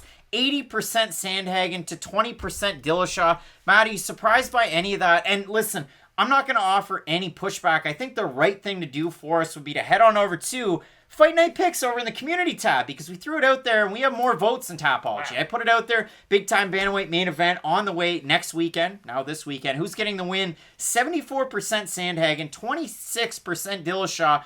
Out of the comments, Tonil Derigouche. Sandhagen by knee KO. TJ going to shoot for a very telegraphed takedown. Get knee in the chin. Matt, you're in agreement. We've got Serpil Aiden saying, people forget that Dillashaw is an NCAA wrestler, so he always has the option to take the fight to the ground if he feels uncomfortable striking. Sandhagen's takedown defense and ground game is very suspect. I disagree. Angelo Kaz saying Sandhagen times TJ as he's going for a takedown, gets a KO in the second round. Matt, I'll throw one more out there. Let's go with Philip Casey A. Calloway saying, I don't think Sandhagen has enough ground defense for TJ's wrestling. We'll see if he can pull it off without the PEDs and take 2 years off, though. Go TJ. So what are you saying? So Cory Sandhagen can dig underhooks anytime TJ goes for a takedown. The fact that he's so much taller than him is actually going to be a big advantage for Sandhagen, because if I have underhooks on someone like Craig, and Craig is a couple inches shorter than me, you can just get him. Like, his weight is messed up because his weight is constantly, he's going to be in an uncomfortable position the whole entire time. Height does help you when you defend takedown attempts. It helps you in the clinch too. I know it might hurt him too if Dillashaw actually can get in on his legs, but as long as Sandhagen can dig those underhooks, I actually think it's going to help him a lot in the takedown defense aspect of this game, of this fight, sorry. And for Dillashaw, I think we are going to see him lose a bit of a step. You can't have a weight cut that's straight up, like, he changed his whole life around that weight cut. Now, I understand it was a long time ago, but that is a life-altering type of cut that he had to put himself through. Like, you remember those pictures where it was him, like, with the sauna suit on and just pills all over the table because he just had to supplement all of his vitamins and everything because he couldn't have actual food for almost months out before that fight. I really do think a weight cut like that has lasting effects on you for the rest of your life, and I really don't think this is a great fight for TJ to have his first UFC fight back in. I know I claim that the UFC is a lot more like boxing than we like to realize when they put together fights like Moutinho versus Sean O'Malley, when you kind of know who's going to win going into it. This is the complete opposite. I actually see the UFC trying to capitalize off TJ Dillashaw's name right now. Cory Sandhagen's only loss in the UFC is to the current champion, and it would be a perfect fight if you could have a Cory Sandhagen versus like a Petr Yan for a number one contendership. Like, that is a fight that is not only exciting for every fan in the world, but would absolutely deliver. All that being said, I do think Cory Sandhagen is going to go out there and show why he is the future of this division. I think a fight against Dominic Cruz or Pedro Munoz would have made a lot more sense. Not 300%. Even Frankie Edgar. That one wouldn't make sense. Moraes on a long... Munoz is a good call. Like, the Edgar, Moraes, and Garbrandt, those don't make sense to me. Maybe a Jose Aldo. But the weird thing is, after Dillashaw went away, it was, well, I'm coming back into a title shot. And now he doesn't get it. He gets Cory Sandhagen. You're close. The other thing is, these guys were supposed to fight a couple of months ago. There was a cut to the eyebrow of TJ Dillashaw that kind of put him out. You got to glue it together or stitch it up. And now we finally get this fight. But for me, I have to go against my better judgment in picking Dillashaw and go with Cory Sandhagen in this fight. I think he has too many weapons from long range. He throws wonky, weird attacks. He moves so odd in the cage that, hey, maybe some of those moves, he's not the fleetest of foot, so Dillashaw can catch him, drag him down into those deep waters, but I think eventually Sandhagen's going to win out. You don't get to 35, 2 years away, getting a lot better. I know it sounds strange because Tate was able to do it last weekend, and maybe Dillashaw can, but you let us know down below in the comment section who you have. I've got Cory Sandhagen here. Marion Renault? Sorry, I just got to see on the camera. Cory Sandhagen. Like, these are the fighters who they're coming back in their return fights, and it really does matter. Like, Sandhagen knocked out one of the best Muay Thai fighters in the UFC in Marlon Moraes. I understand he's a little chinny, but just as an offensive fighter, he's one of the better ones out there. And what he did to Frankie Edgar was disgusting. I understand Frankie Edgar's not in his prime anymore, but just the way that... Again, that's one of those knockouts where he set it up even though it only happened in 20 seconds. He used his movement to set up the movement of Frankie Edgar and basically walked him directly into a flying knee. Like, people don't realize that just because the stuff Sandhagen does is weird, He also has high fight IQ to go along with that obscurity. I do like Sandhagen in this fight, and personally, I think if we did get a Petr Yan versus Sandhagen fight for number 1 contendership, that has Fight of the Year written all over it. Matt, both of us going with Cory Sandhagen, Colorado's own. I gave Brendan Schaub shouts. Who are we? Wow, Matt, we had a great weekend. Last weekend, both of us going 8-2. The question mark kicks parlay hit, so make sure you check us out this Saturday, 2 hours before the prelims. On Friday, that normally goes out there, so you can subscribe. You can hit the old notification bell to know when we do go live. We run a few ads at the start. You got to support the channel. Make sure you check out our sponsor, Manscaped, as well as Vertiball. They're doing some darn things representing Fredericton, New Brunswick, Canada. And the other thing, Matt, if you haven't checked it out, Fight Night Picks, we made the move. 15-minute card breaks. It's our new channel. We're opening boxes. We hit up the old Panini Prism. We also opened a signed batting helmet, and this thing is legit. It was a mystery box from Hit Parade. All sorts of great stuff out there. If you're a fan of maybe some other sports, or if you're just a sports card fan, 15-minute card breaks, you can find it down below in the description. I'm really looking forward to this weekend. If there's ever any changes, any fights fall out, any are added, we update as soon as we can with as most information as we can get. So keep it locked in with Fight Night Picks, and as we always say, let's get into it.